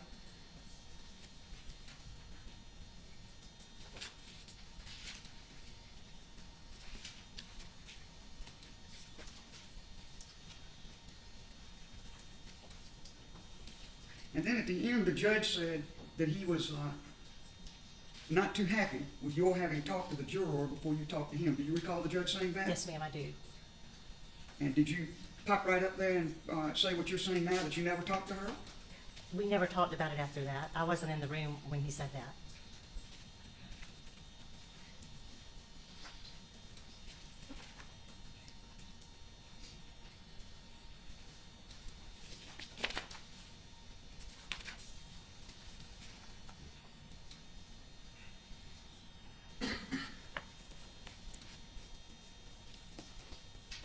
The judge brought up another thing right after sentencing that I want to explore with you briefly. All right. One of the big responsibilities of the clerk of court is to take control of the exhibits that are presented in court. Isn't that correct? Yes, ma'am. And there were sealed exhibits presented in this case that were photographs of the 2 decedents at Moselle. when the law enforcement authorities first investigated the murders. You recall that? Yes, ma'am. And those photographs were sealed by the judge, were they not? Correct. And when the testimony about them was completed, they were under your control as the clerk of court, were they not? That's correct. How was it that those photographs came into public view? Are you talking about after the? I'm talking about the fact he alluded to it on sentencing, and said that he was frustrated about it and was going to try to look into it. Those photographs that were sealed court exhibits under your control found their way into the public media, did they not? I believe they did. And I think what happened, it was someone from the gallery took a picture from the screen that had some of the pictures on it, if I'm remembering correctly. Did you ever allow anyone from the press to view these sealed exhibits? No, ma'am. Did you allow Netflix to ever examine the exhibits for trial? No, ma'am. How did you handle exhibits? Because you did have the press have great access to the exhibits, and you say several times in your book that you had to stay after to be sure that you interacted with the press about these exhibits. That's true, is it not? That is true. We had Mr. J. Bender, then we had the pool photographers and someone from maybe the state, I believe, or the Post and Courier, along with the court reporters, someone from court administration, and then someone from the clerk's office every night that would go over the exhibits to make sure everything was correct and within our domain. Were any press people ever allowed to view the exhibits, even the sealed exhibits that you had on file? No, ma'am. No, ma'am. What was the methodology for allowing them to examine the exhibits? How did you handle that? I wasn't there a whole lot when we did this every night, but it's my understanding that the people that were involved with the exhibits, and especially the court reporters, and there was a certain time frame that they were allowed to take their pictures, and everything was, all of the pictures were looked at by the court reporters that were there, and the lady from court administration, along with someone from my office and Mr. J. Bender, to make sure that everything was done correctly. What I'm asking is how you handled having them, the press, view these exhibits. If I remember correctly, the press, we had certain designated photographers and then someone, I think, from the state of or the Post and Courier, and they were responsible for putting it out on a stream for the rest of the media to And access. would they do that by photographing the exhibits as they were in your possession after court was over that day? That is correct. All right. And how did you handle the sealed exhibits in terms of their availability when these press people are there photographing exhibits? They stayed sealed. And so you think that you're aware of the fact that some of these on-the-scene photographs of the two decedents found their way into the public press. You're aware of that, are you not? Yes, ma'am, I am, yes. And you contend that they photographed them in the courtroom? That is what I heard.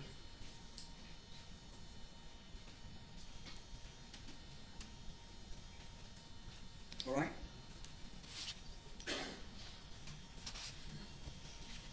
Finally, you had indicated about your book that some things that you put in there were, you called it literary license, not literally true, correct? Correct.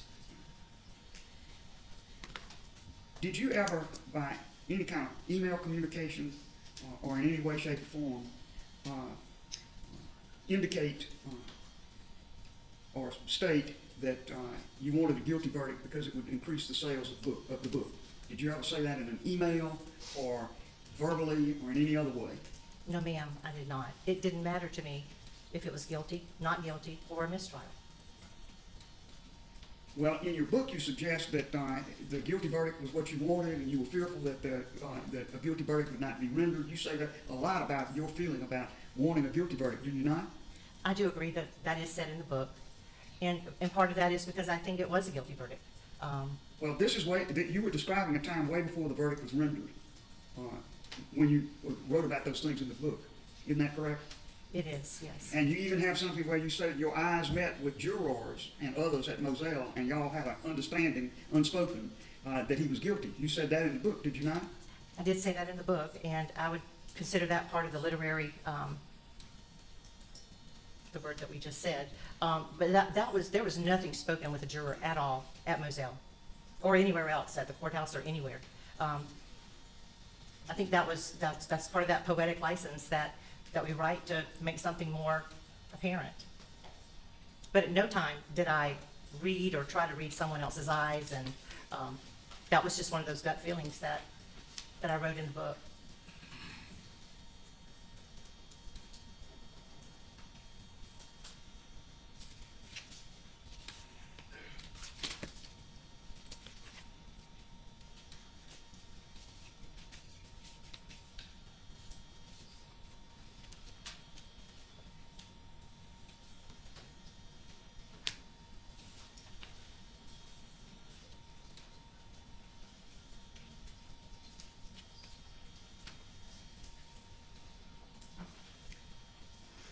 You wrote in the book, speaking of a time before the jury verdict was rendered,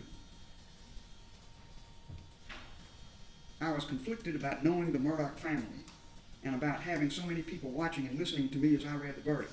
I was mostly concerned about Alex being found innocent when I knew in my heart he was guilty. I had this fear that the goodwill the Murdochs had built up in the community would influence the jury. You wrote that, did you not? Yes, ma'am.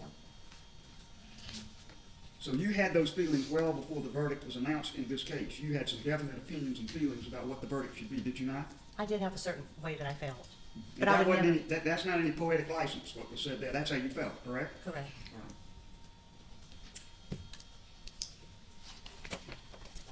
Those are my questions. Anything further from the state, Mr. Waters?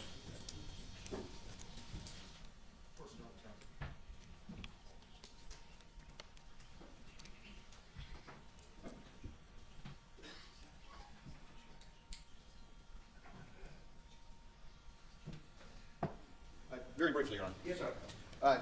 You were asked a number of questions about the interactions during the in-camera proceedings with the juror who was excluded. Were you in the room during the entirety of those interactions, or just were brought in here or there as those occurred? No, I was only brought in for my asking of my questions from Judge Newman.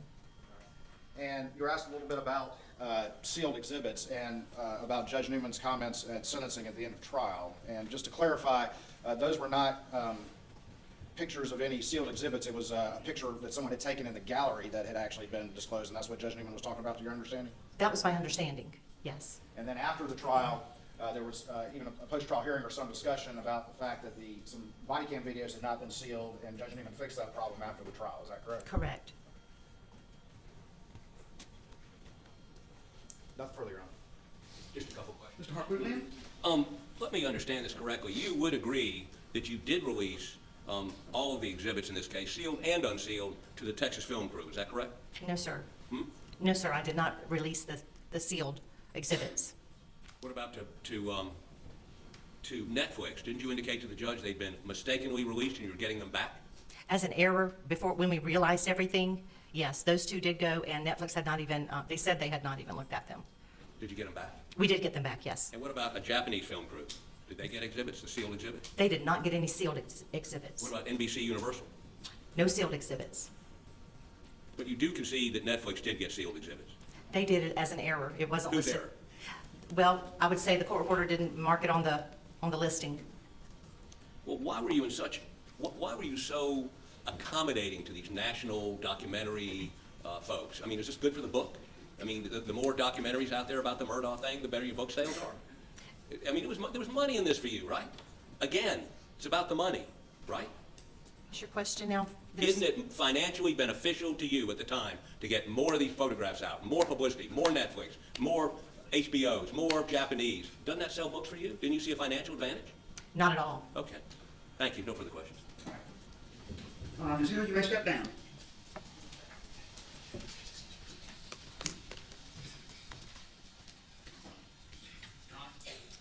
Let's hang on for a moment. Mr. Lewis. I just want to make sure she's not. Well, I want her to step down. Yes, she's still under subpoena. I haven't heard what's going to be said. Mr. Harpootlian still has some things he wants to raise about other witnesses and so forth. So what I would prefer is that she remain with you, Mr. Lewis, until we see what else is going to happen.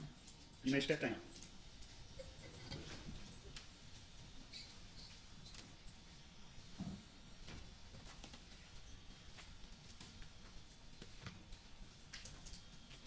right, Mr. Harpoon.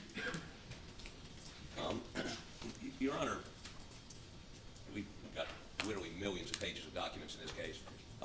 Ms. Miller just uncovered an email relevant to what you asked. We don't have it printed out.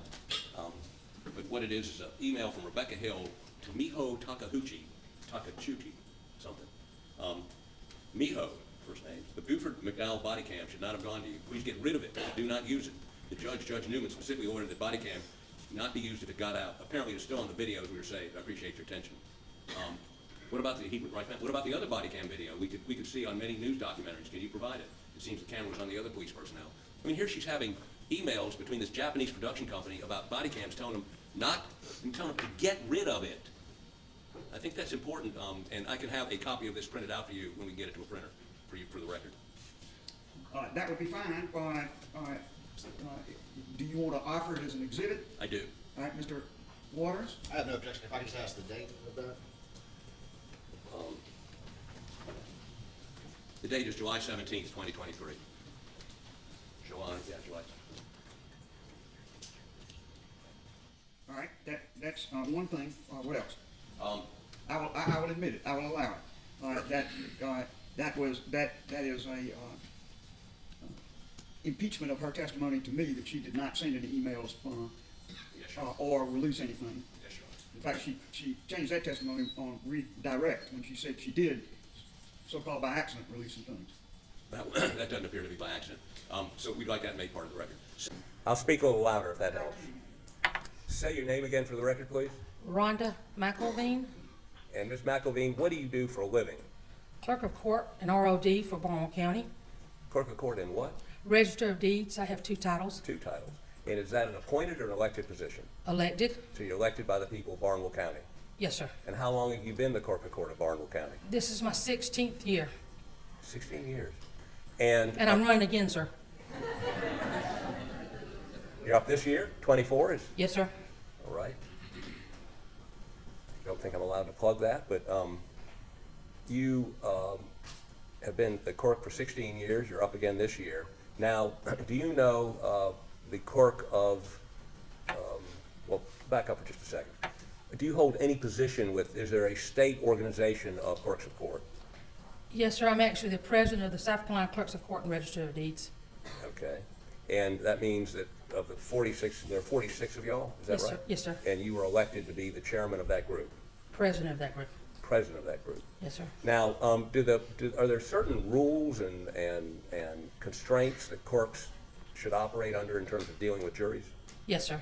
And is there training for that, or is there a book for that, or how do you learn that? You have the Clerk of Court manual for one that's on the judicial website. You also have the law books that have it in there. There's actually 2 separate forms, SCCA 237 and 238 maybe, that has regulations on it. And then we also have in the handbook or not handbook, but in the program within the CMS system, they actually have rules and stuff there you can go by as well.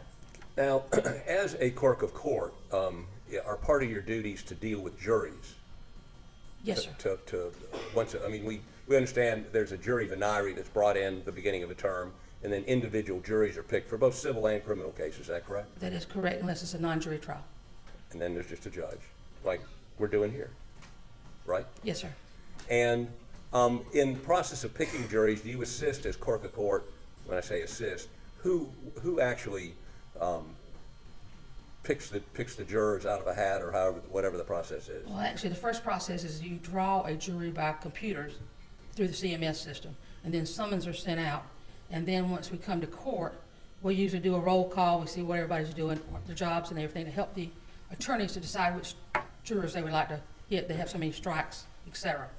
And then you call the names, and they have the strikes, and then that's your jury pool. And then the judge will seat a jury in a jury box, like, although I've never quite seen a jury box that looks like that, but a jury box in a courtroom, right? That is correct. Your jury box in Barnwell County is like 2 rows of 7 or 8 people. Well, I actually have a jury box on both sides of the courtroom, because I have the grand jury on one side when they convene, and then I have the petit juries on the other side when they convene. Okay. And the jury, they're sworn by the judge, and then they're put in the jury box, and they begin to hear arguments and testimony and jury charges by the judge. Is that correct? Well, actually, sir, where we do it, the clerk of court usually swears them in with the judge presiding over the whole deal. Okay.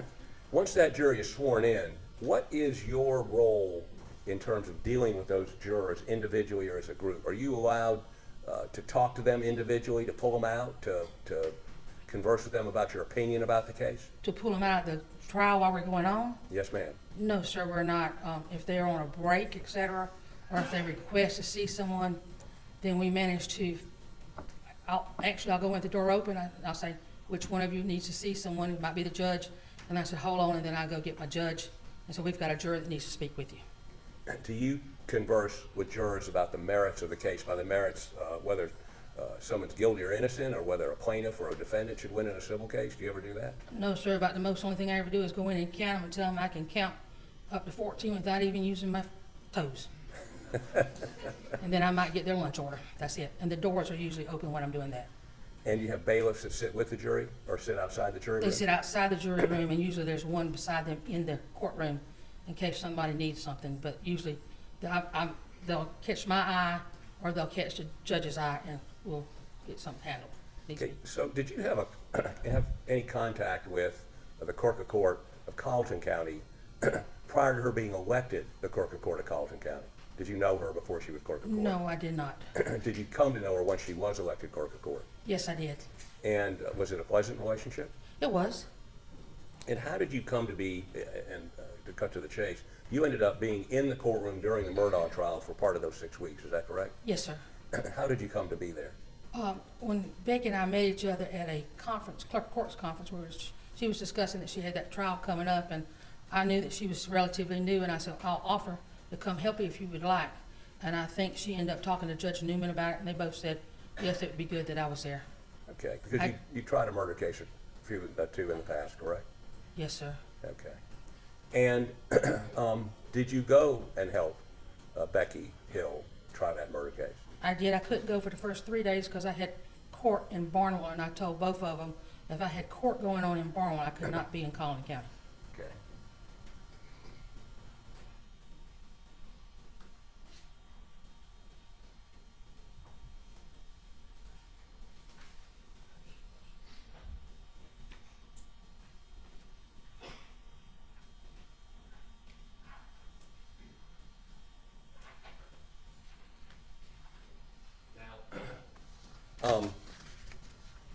To your knowledge, had Ms. Hill ever been the clerk of court that managed a murder trial prior to this? Not that I'm aware of, sir. So this was her first murder trial, as far as you know? As far as I know of this magnitude, I don't know if they had one before then or not. Okay. Now, when did y'all, I mean, initially, what were you talking about in terms of logistics and how you did it and all those sorts of things? Yes, sir. During that, before the trial, before we ever picked a jury, did she ever discuss with you that she was going to write a book? Yes, sir.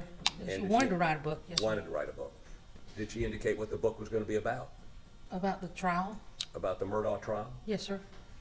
And did she discuss with you, what if anything did she discuss with you about how she felt the verdict should turn out to be in the Murdaugh trial, vis-a-vis in reference to the book? What would help the book? A guilty verdict. And That- tell the judge and me what exactly she said to you that you remember. This is prior to the trial. Okay. Well, first of all, she said we might want to write a book because she needed a lake house and I needed to retire. And then further conversations on guilty verdict would sell more books. And we left it at that. We done this before, even in December. And when did she ever say that again to you during the weeks you spent there? Several times. It could be said it was, amongst friends in her office, or we might be having dinner, that kind of stuff, but that's about it. That she needed a guilty verdict to sell more books. That would be the best way to sell books, yes, sir. The best way to sell books. Now, during this process, did she ever express to you an opinion on whether or not, in fact, was Mr. Murdaugh guilty of the murders of his son and his wife? Yes, sir. Tell me what she said, and if you remember when. I don't exactly remember when. I know it's over half of the trial had already happened, but the evidence was coming forth that it looked like he might be guilty, and she made a comment that guilty verdict would be better for the sale of books. Okay. Now, as a result of a conversation you had sometime during the trial, I don't want you to relay to me what was told you, did you have a discussion with the clerk, Becky Hill, about her being with jurors on her own? Yes, sir, I did. One morning I showed up to Colony County, and I was told that she had taken a juror home the night before. And I was in the courtroom and I saw her. It was between the pews and where the back row pews are. And I mentioned to Miss Becky, I said, please tell me you didn't take a juror home last night.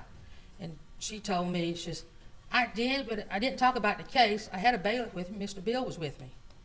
I said, Becky, you don't do things like that. I thought we had stopped everything. It wasn't far enough along to really cause a major problem, or I would have told Judge Newman. But I thought we had an understanding that you did not spend time alone with the jurors. Okay. Now, I'm going to read you some statements. Well, first of all, did you ever hear her say anything in front of you to a juror about whether or not, on the merits of the case, that is, whether or not he was guilty or innocent, or what you should pay attention to? Did you ever hear her, what, if anything, did you ever hear her say to a juror or in the presence of a juror? Anything? No, sir. Okay. But let me ask you if you've ever heard her say these statements, and if so, to who? Don't be fooled by the evidence presented by Mr. Murdaugh's attorneys, which I understand, do not be fooled by the evidence presented by Mr. Murdaugh's attorneys. You ever hear her say that? Your Honor, this time I would object. This witness was specifically called as a Rule 16.3b extrinsic evidence. I think we've covered the two grounds that would be permissible for her to testify to, and I believe that should be the extent of her testimony, so we would object to any further extrinsic evidence as improper impeachment and also irrelevant. I think that the issues that were raised with the prior witness have been covered, and that was the express reason that this witness was called, and Your Honor allowed the testimony. Overruled. You may continue. Thank you. Did you ever hear her say that? Can you repeat the verbiage? Don't be fooled by the evidence presented by Mr. Murdaugh's attorneys. Yes, I did. And who was it said to? It was said to me, Okay. and sometimes there might be a staff member in our office or someone from the media there. But other than that, I didn't hear her say it out there in front of any jurors. Did she ever say to you or to other people around you, I'm not talking about jurors, watch him closely, talking about Mr. Murdaugh, this is just before he testified, look at his actions, look at his movements. Did you ever hear her say that? Yes, sir. Okay.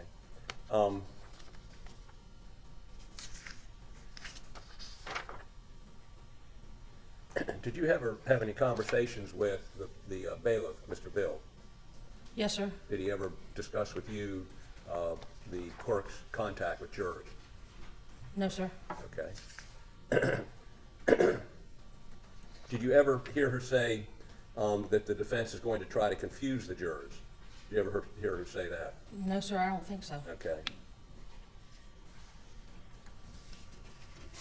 Now, let me deal with one last area. Let me see if I can simplify this. There was a setup in the courtroom. Pardon me, I've got a little frog in my throat. No, I'm fine, thank you. I think I'll share my bottle over here if he wants more of it.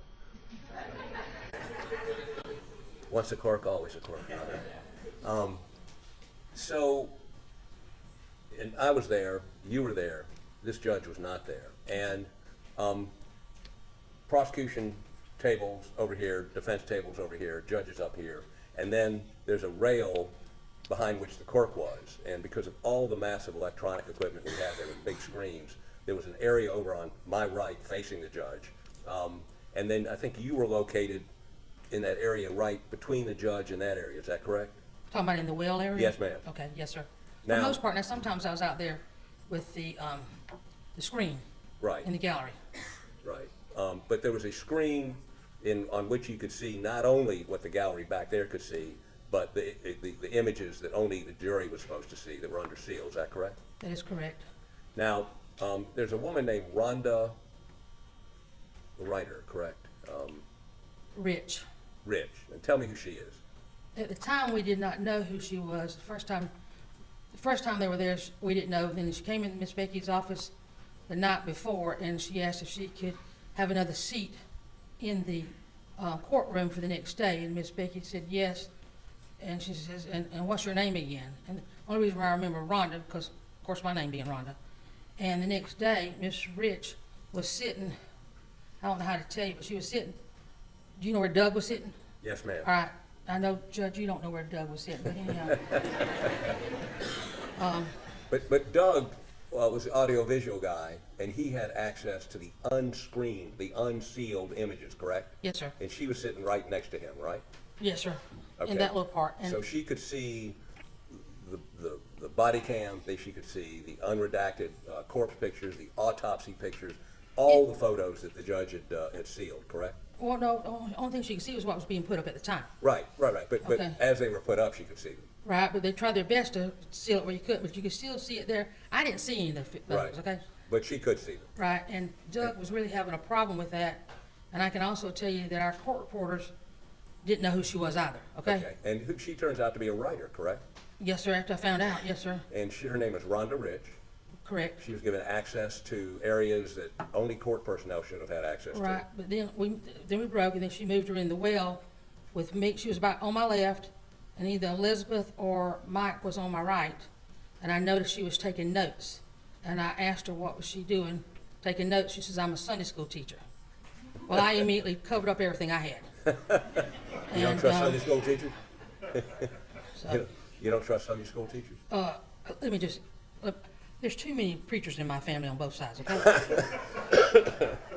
So, you determined she was not a Sunday school teacher, and later learned that she was a writer writing about the Murdaugh case, correct? Now, I don't know if she's ever a Sunday school teacher or not. There's just, I don't even know where she goes to church or anything, so I can't tell you that answer.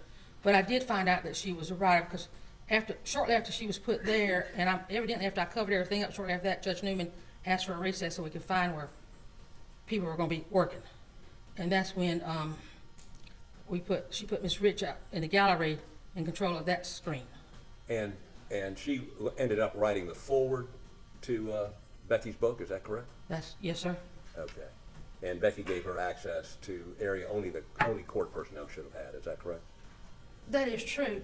But now, I'll be honest with you, sir, there's been a couple times when we had other people that were sitting on that side of the door. We weren't planning on seeing sealed documents that day. Right. But there were some other people that sat there, but nobody that actually sat in the well that wasn't court people. Okay. Thank you, Court Indulgence. Mr. Waters, on cross-examination. Thank you, Your Honor. Just like that, 1 second. Oh, okay. Judge, do you have an extra bottle of water up there by any chance you're willing to share? Oh, Miss Elizabeth's got one, thank you.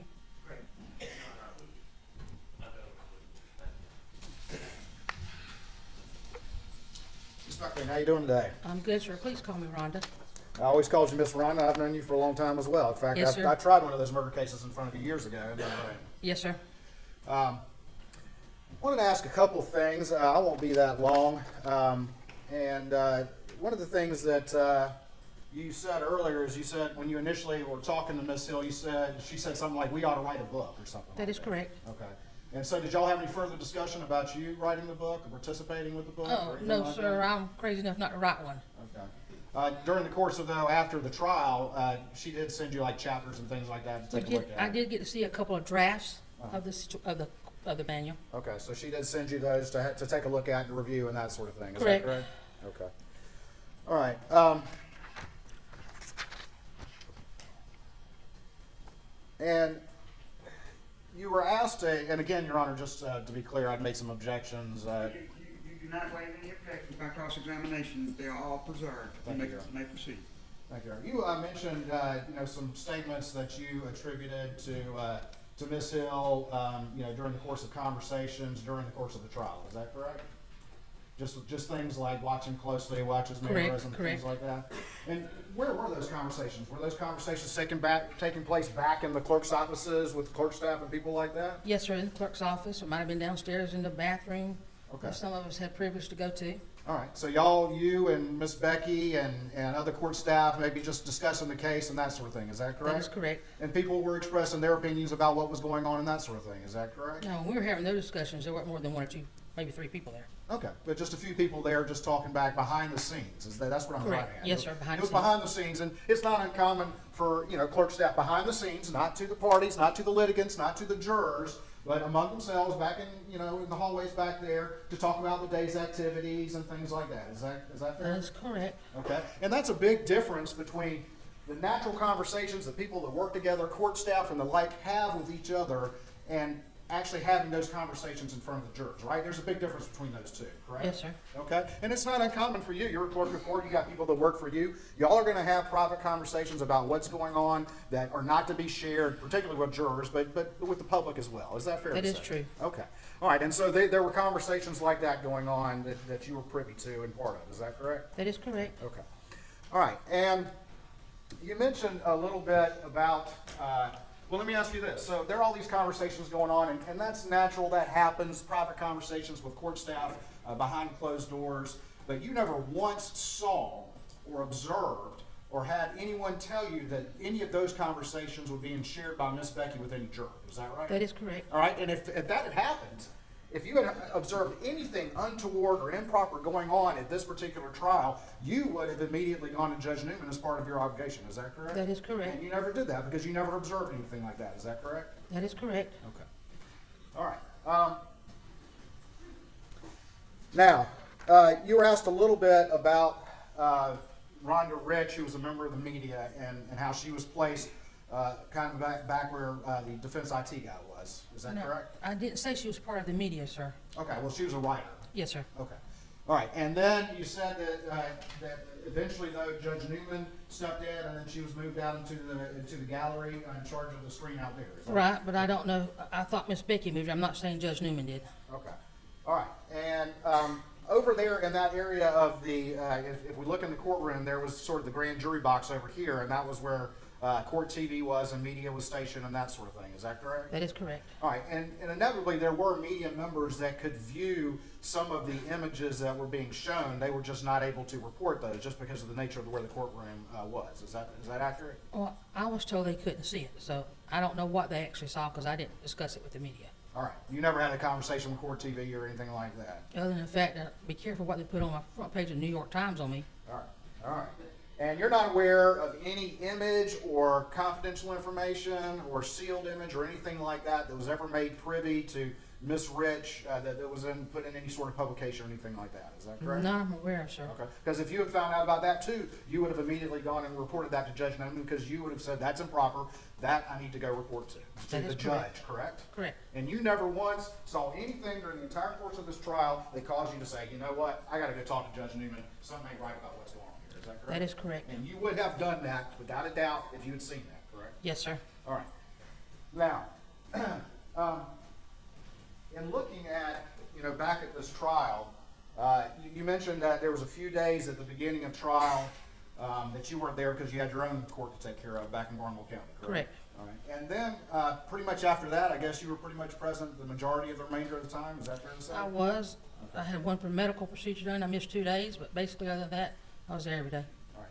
And there was a period of time, though, during the middle of the trial where Miss Becky had a medical issue and had to be absent from the courtroom for about a week or something like that. That is correct. Okay. And during that period of time, you were present and functioning as the lead clerk of court during that period of time. That is correct. All right. So the reality is that you were present for probably as much, if not more than anyone in the clerk's function during the course of this trial. Is that fair? Yes, sir. Okay. And again, just to reiterate, there was not one time that you observed or came in possession of any information that you were like, I got to go talk to Judge Newman about this. No, sir. Court's in government. 1 minute.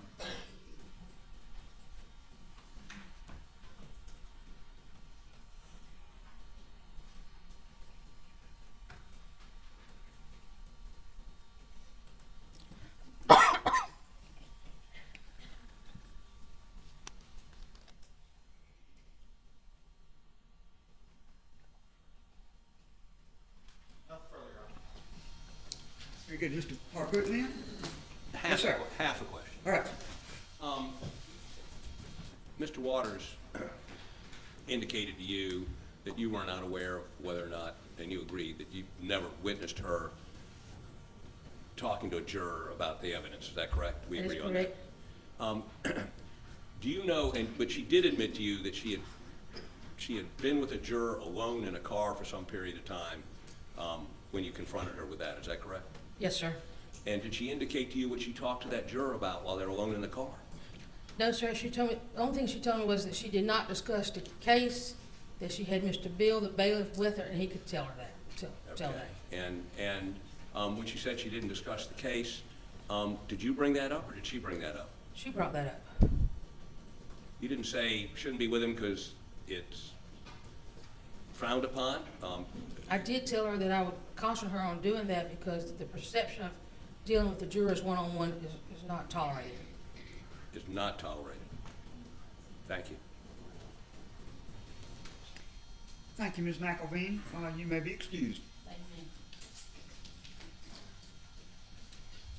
I'm going to refer to you as Juror 741. It's what we got to do here so we don't use your name, so people don't know who you are. Is that okay with you? That's fine. And you and I have met before. Correct. I came to your home one Sunday afternoon. I believe you're cooking Sunday dinner, and we talked. Is that correct? Correct. And then you were interviewed by SLED, Correct. and you gave them a recorded statement. And then this morning you came here and you gave me an affidavit that you signed, and you're here with your lawyer. Is that correct? Correct. Now, just for purposes of the record, you were a juror. You were selected to be a juror on the State versus Alec Murdaugh murder charge, correct? Correct. And you sat in the courtroom for 6 weeks and listened to all the testimony. Correct. And you were the alternate. Correct. And so when the jury went out to deliberate, you were excused. Is that correct? Now, I'm going to go through a series of questions based on your affidavit, okay? Okay. Which you signed this morning, which was based on our initial interview with you and your interview with SLED. This is basically the same thing you told SLED. Is that correct? Correct. In your affidavit, you say, before the defense put up their case, Sir, leave. Overruled. Go ahead. Thank you. In your affidavit, you said, before the defense put up their case, Ms. Hill told the jurors, quote, the defense is about to do their side. They're going to say things that will try to confuse you. Don't let them confuse you or convince you or throw you off, unquote. Is this true? Did Ms. Hill Accurate. say That's that? exactly what she told us. I'm sorry? That's exactly what she told us. Okay. The next thing you say is Ms. Hill made the above statement warning the defense would try to confuse us in the presence of all the jurors as we assembled in the same jury room. Is that correct? Correct. Now, y'all were initially in two We was jury... in two separate rooms, and when she came in, we all went in one room. Okay. Paragraph number 5, Ms. Hill said, if you get emotional, we want to see your face because that is what they want to see. What did that mean? She said, don't get nervous. Don't be afraid to show your emotions because that's what they want to see. Who wants to see? I don't know who she was speaking of. I'm assuming the court. Okay. And then number 6, Ms. Hill also informed us Alex Murdaugh was going to testify, but I don't recall exactly what she said. All the jurors were assembled in one room when she made that comment. Exactly. She told you that Alex Murdaugh was going to testify.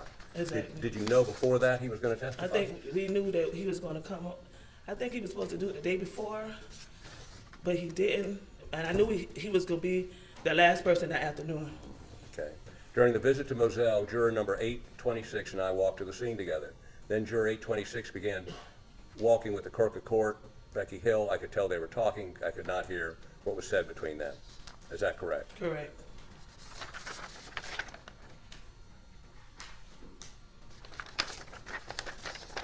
Is what you put in this affidavit truthful? Yes, sir. And this is what you told us back in I don't remember that August, months I ago. believe. I think I interrupted you cooking Sunday dinner. Right.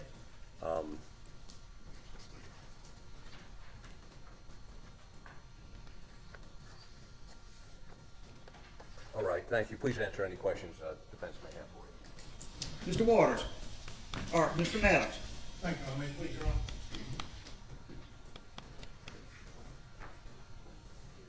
Good afternoon, Ms. Good 741. afternoon. It's nice to see you again. Yeah. I think it's the first time you talked to Mr. Harpootlian or Mr. Griffin or any other attorney. I can't tell you exactly. It's been months. It's Probably been September, August. It's been months. Okay. And were they the first attorney to talk to you, or was there somebody else that talked to you prior to them? Any other attorney? No, I think he was the first person I talked to. You sure? I think. It was so many people trying to call me, and I was trying not to be involved, so I can't quite remember. But he was the first person I'd seen. First person in person? Yes. Okay. So when he came to your house? Yes. Mr. Harpootlian came to your house? Yes. Okay. And at that point, was Miss Holly with him? Holly, you mind raising your hand? You see Miss Holly? Yes. Okay. And was anybody else with him? Yes. He was. Mr. Griffin? Thank Mr. you. Griffin. Thank you. And you gave them a statement then, right? Right. Okay. And did they record you? I mean, were they audio or video recording you? Did they say we'd like to record this? No. They didn't?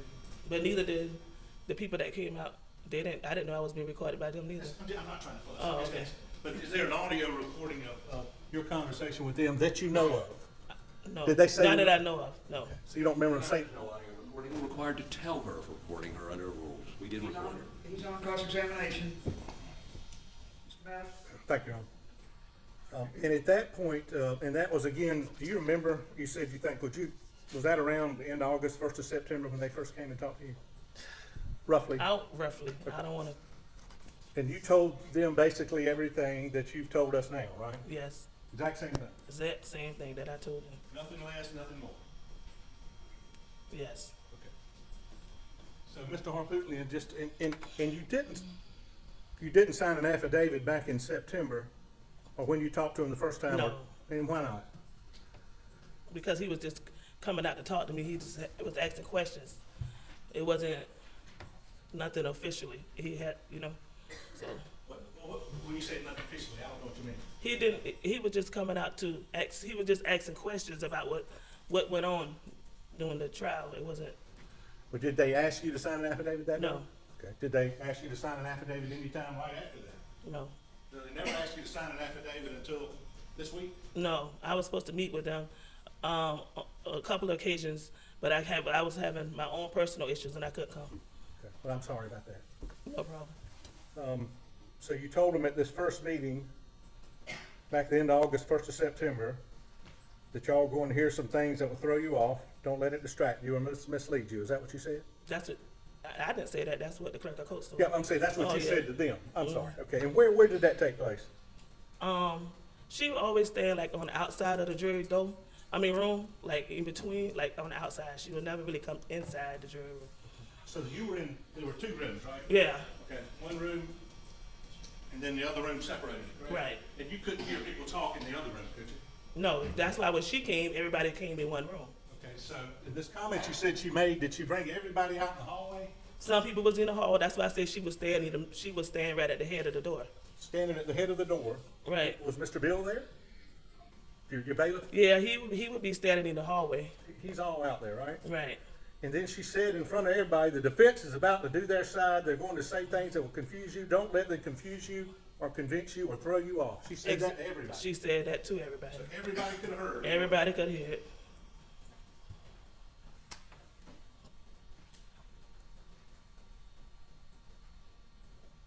And you said you were all in the same jury room. Yeah, we would all be in the same. When she came, she was standing in front of the door with the jury room that I was in, and everybody would come over. They would let us know before she came. They'll let us know like after lunch she gonna come talk to y'all, and we all would gather together. So would you go from the two rooms into one room? Some would be standing out. She would stand in front of the door. Some would be standing around her outside the door, and some would be in the room. But it was clear enough for us to hear and see her.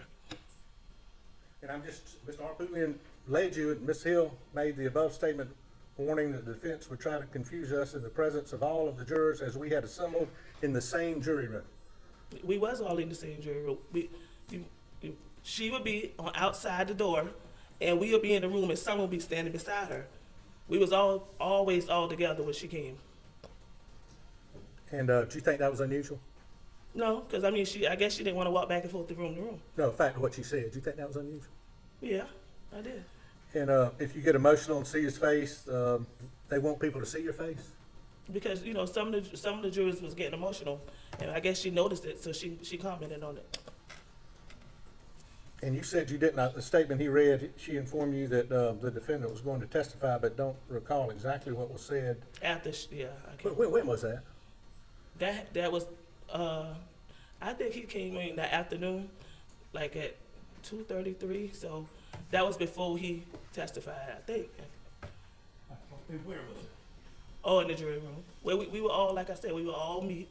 And I guess what I'm saying is you're in two different rooms for a while, right? When y'all get up there, you split, don't you? Kinda Yeah. like the people that talk loud in one room and the others in the other? Pretty much. No, it's not like that. It was just, they just split it off. They just asked us what room we wanted to go to. So when you were fixing to come back to the jury room, to the box, Mhm. you tell us you'd all go into one jury room together? Only when she came to speak to us.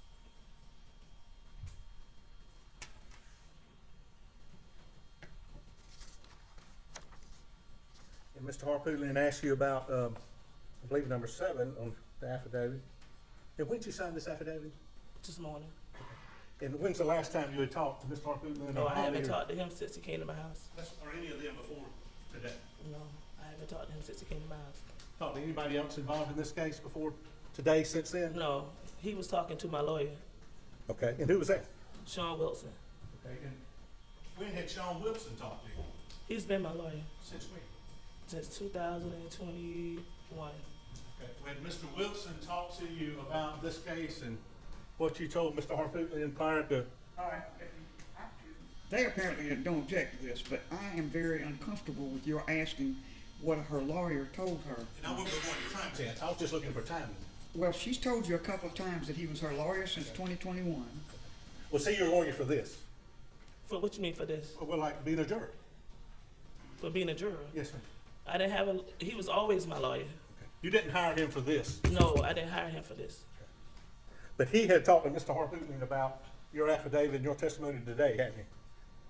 Is that a yes? Yes, he was looking over the paperwork. He was looking out for me because he's my attorney. And when was he looking over the paperwork? Oh, I guess ever since September, October. I wasn't really keeping up with it to be honest, because I'm. So do you know if he's talking to Mr. Harpootlian this week? Yeah, he talked to him today. Talked to him today? We was together. Who was together? Me and my lawyer. And Mr. Harpootlian? Yes, when I went to go sign the affidavit Okay. Where did you sign it? at his office, At whose office? Mr. Hopper's office. I was supposed to. I would object. Okay. This meandering, I mean, there's no jury here, it's you. And I don't know what this is. I got help it a little bit. I think we got all the information. Yeah, all right. I think he's gonna move on. Yeah.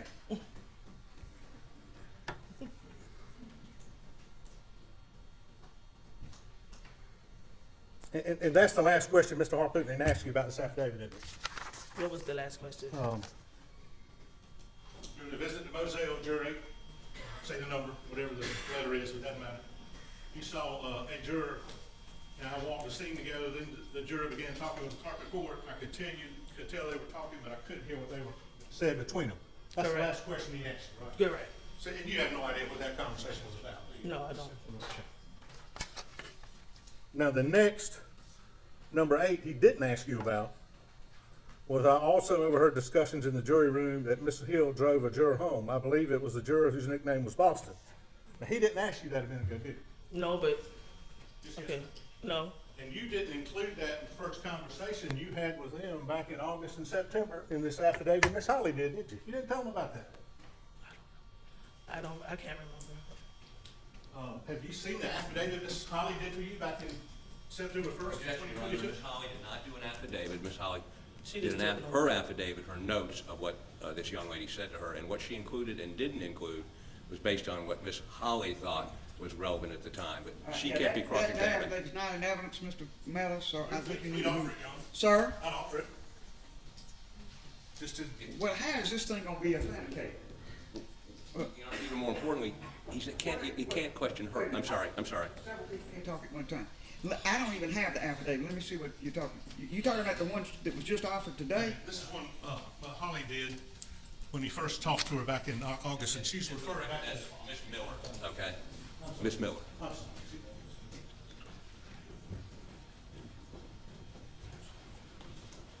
This is Ms. Miller's affidavit about what she thinks, this juror said. I'm not gonna allow this, Mr. Miller. I don't see a whole lot of difference between this and what's been said in the affidavit that has been offered by Mr. Waters, but I'm not gonna allow that. Okay, thank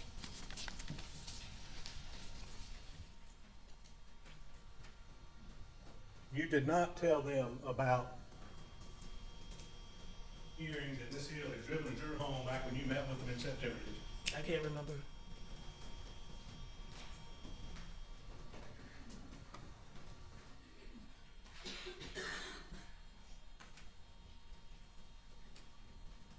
Of course it don't, I'm sorry.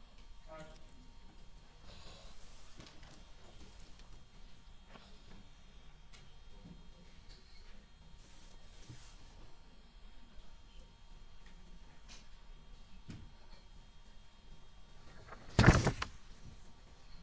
Who is Boston?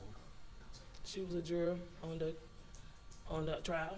I don't know her, but that was the nickname they gave her. I don't know her first name. And what, if anything, did you know or convey about Boston? She was a juror on the case, just like everybody else. Anything else? Nothing. Ma'am? No. So again, Mr. Harpooter didn't ask you, but when you, in the affidavit of today, I also overheard discussions in the jury room that Miss Hill drove a juror home. I believe it was a juror whose nickname was Boston. Is that something was added after your lawyer was with Mr. Harpooter today? I don't know if I added it. We talked about it today, but I don't know if I mentioned it in September or not. That's But the I first know time it. you've ever talked about it, wasn't it? Your Honor. No, it's not. Reason to raise objection. The first thing is, Mr. Meadows, I'm gonna caution you one more time about this. You cannot talk over a witness. The second thing is, you don't need to be marching all back around here. You talking only to me, not the jury or anything else. So let's slow down and, this is repetitive of questions that have been asked before. If you want to take this tone with her, I don't know exactly what you're trying to accomplish. I'm not trying to take Tony, I apologize. She knows that, and I'm sorry. Well, you're just talking to me. sorry. This is not some drama thing for the jury. I know, I'm sorry. All right, well, I'm sorry. let's And finish Judge, this thing up. The only reason I did it, what he hadn't asked about it, and it to me is the key issue here. They're trying to say was different. Mr. Meadows, are you lecturing to the witness or to me or what? Please don't do that. Strike that from the record, please. Don't strike. Let's I'm line sorry. it. That's Let's line this up. I am. All right.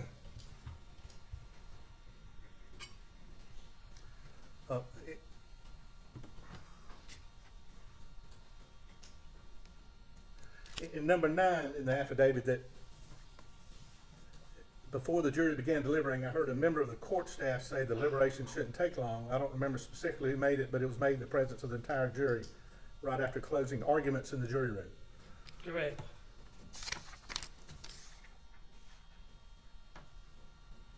Then I think you said something, Judge Newman came to see you afterwards, but after the jury went to their room, you were in a separate. No.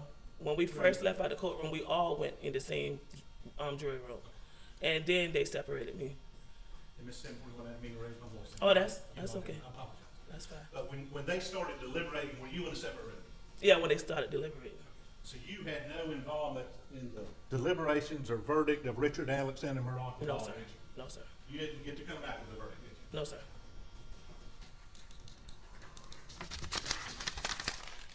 Have you read Miss Hill's book? No. Okay. And I noticed your interview.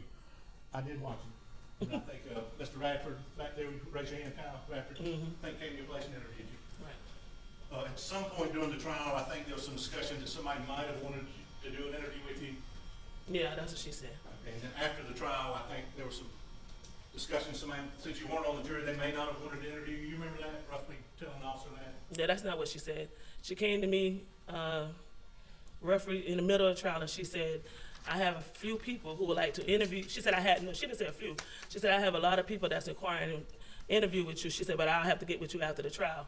But after the trial, she came back in the jury room, and she started handing out cards. And she handed everybody cards but me.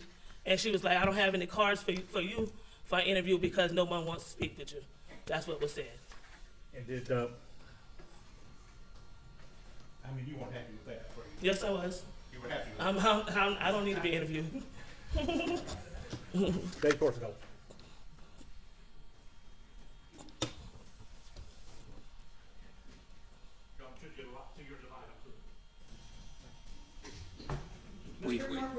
Briefly, Your Honor.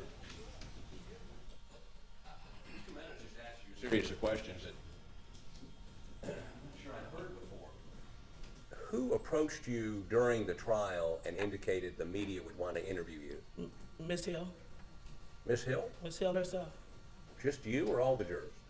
They had, I think it's the day they had the bomb threat, and I think that was the day, and she approached me. You? Me, by myself. By yourself. And where were you? That's the day in the lunchroom when they had the bomb threat. We went to the middle school. I believe that was the day. In middle school. And she came over to you and said what? That she had some reporters that was reaching out to her that wanted to speak with me. To you? Yeah. Not the whole jury, to you. Was there anybody with you at that time? No. It was Did just she indicate why they wanted to speak with you? Just you? No. Did she indicate what reporters? No. Did she ever talk to you about doing interviews with the media after that? No. But you indicated she brought some cards at some point? She brought cards in to hand to the jurors. Before?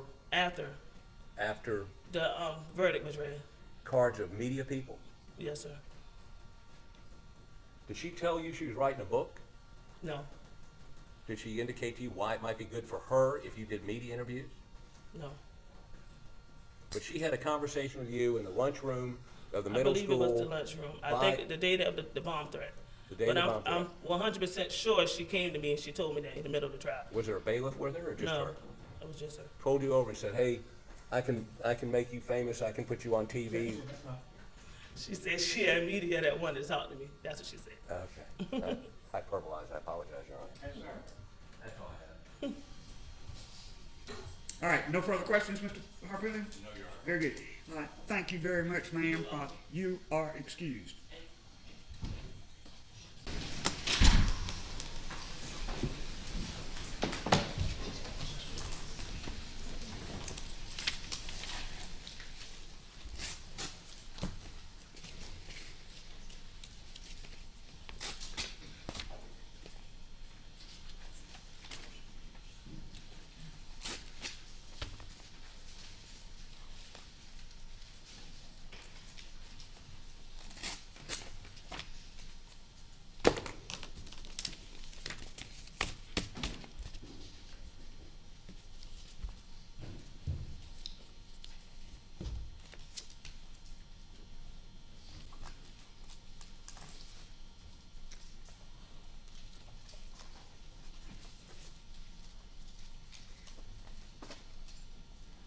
In the matter of the state of South Carolina against Richard Alexander Murdoch, 2022 GS 15-00592, 593, 594, and 595. The following constitutes my ruling on this matter from the bench. This order will be supplemented, as I will explain, after proposed formal orders are received from each side in this matter. This case is unique in my 20 years of experience as a lawyer and my 35 years of experience as an active justice of the Supreme Court and a senior active trial and appellate judge. Usually matters involving possible improper contact with or conduct of a juror arise during or shortly after the trial. The judge then puts the affected juror or jurors under oath, conducts an examination, and rules on the request for a new trial or a mistrial. In this case, I was appointed almost 9 months after the trial to replace the trial judge who was recused. It is now almost 10 months after the verdict was rendered and sentence imposed in this matter. It is now on appeal to the Court of Appeals. Several months after the appeal was filed, the defendant moved that his appeal be suspended and this matter be remanded to the trial court to consider his motion for a new trial on a charge that the clerk of court for Colleton County tampered with the jury by expressing her opinion to the jurors about what their verdict should be and about the credibility of the defendant who had elected to take the stand and testify on his own behalf. Since this matter has been remanded to me, I have set the matter for a pretrial and a final hearing, conducted a telephonic status conference with the attorneys for the parties on December the 21st, 2023. I have received briefs from the parties. I conducted a pretrial proceeding on January the 16th, 2024, in which I invited briefs and arguments by the parties and by the attorneys for certain of the jurors and for the clerk of court, Rebecca Hill. On Friday, January the 26th, 2024, I conducted a hearing on this matter in which I took testimony from one of the jurors. The conduct of the examination conducted solely by me. I received further argument from the attorneys for the state and for the defendant. Today, January the 29th, 2024, I have taken sworn testimony from the remaining 11 jurors who rendered a verdict in this case. This examination was conducted solely by me. I have found no case that provides otherwise in the many cases I have read on the subject of a motion for a new trial on the basis of after-discovered evidence of jury tampering or misconduct. I have also received sworn testimony from the clerk of court, Rebecca Hill. Direct examination was conducted by Deputy Attorney General Creighton Waters. Cross-examination was conducted by Defendant Attorney Richard Harpootlian. I have also propounded questions myself to the clerk of court.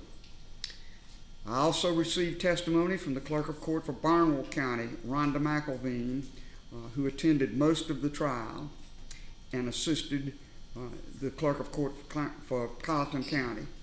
I've also received testimony from the remaining alternate juror who was, when the matter was deliberated, dismissed from further service. The following is my ruling on the defendant's motion. The standard of proof. The state contends that in order to prevail, the defendant must show, 1, that the clerk of court made an improper comment or propounded an improper question to the member of the jury, to a member of the jury who rendered the verdict. 2, defendant must further show that Ms. Hill's improper comment or question actually influenced the juror's verdict, citing State v. Green, State v. Aldrett, and other opinions of our Supreme Court and other authorities. Defendant contends that he must show only that an improper question or comment was propounded to any juror by clerk of court Hill. If so proved, the defendant contends that the motion for the new trial must be granted. Defendant relies on United States v. Rimmer and many other cases. My ruling is this. On the law, the defendant has the burden of proving both the fact of the improper comment or question by the clerk of court, Rebecca Hill, to a juror or jurors, and 2, prejudice suffered by the defendant, specifically that the Hill improper comments to the juror or jurors influenced the juror to vote to convict defendant Murdoch. The facts. Did clerk of court Hill make comments to any juror which expressed her opinion of what the verdict would be? Ms. Hill denies A, and so the question becomes, was her denial credible? I find that the clerk of court is not completely credible as a witness. Ms. Hill was attracted by the siren call of celebrity. She wanted to write a book about the trial and expressed that as early as November 2022, long before the trial began. She denies that this is so, but I find that she stated to the clerk of court, Rhonda McElvine, and others, her desire for a guilty verdict because it would sell books. She made comments about Murdoch's demeanor as he testified, and she made some of those comments before he testified to at least one and maybe more jurors. Did Clerk of Court Hill's comments have any impact on the verdict of the jury? I find that the answer to this question is no. Each member of this jury took their involuntary assignment very seriously. They obeyed the instructions of the court. They obeyed their oath. These good and decent citizens of Colleton County stood to their duty and rendered their verdict without fear or favor. It was a difficult task. 11 of the jurors very unconditionally said they either heard no comment, or if they heard a comment, it had no effect. One juror was ambivalent in her testimony. She was then examined on her previous affidavit, in which she said the effect, if any, that she had was pressure she felt from other jurors. The cases are myriad that pressure from fellow jurors is a part of the normal give and take of jury deliberations. The court is not to inquire in any way about what is said in those deliberations. But the juror, who was somewhat ambivalent, said on her oath at the time of trial twice, and said on her oath before me in these proceedings that she stood to her oath. The clerk of court allowed public attention of the moment to overcome her duty. I have read the entire transcript of this lengthy trial, not an easy task. I have studied in detail all of the authorities cited. I have independently researched the case law, learned treatises, and scholarly articles on the subject. Although there is certainly a split in the federal circuits and in the states on the standard of review, I simply do not believe that the authority of our South Carolina Supreme Court requires a new trial in a very lengthy trial such as this on the strength of some fleeting and foolish comments by a publicity-influenced clerk of court.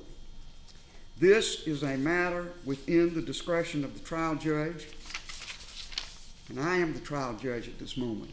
I do not feel that I abuse my discretion when I find the defendant's motion for a new trial on the factual record before me must be denied, and it is so ordered.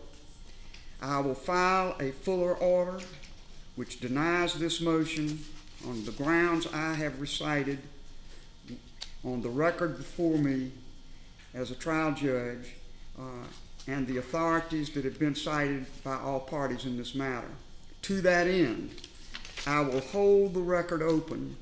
I direct that within 4 business days of receipt by the attorneys in this matter of a transcript of these proceedings, a proposed order by the state denying the defendant's motion for a new trial with citations be sent to me and to opposing counsel. I will allow the defendant 4 business days from receipt of the state's proposed order to lodge objections and or submit an alternative proposed order. Upon receipt by the court of all proposed orders, I will finalize this record, submit a written order, and I will at that time transmit the written order to the Court of Appeals, the court which has remanded this matter to me. This hearing is adjourned.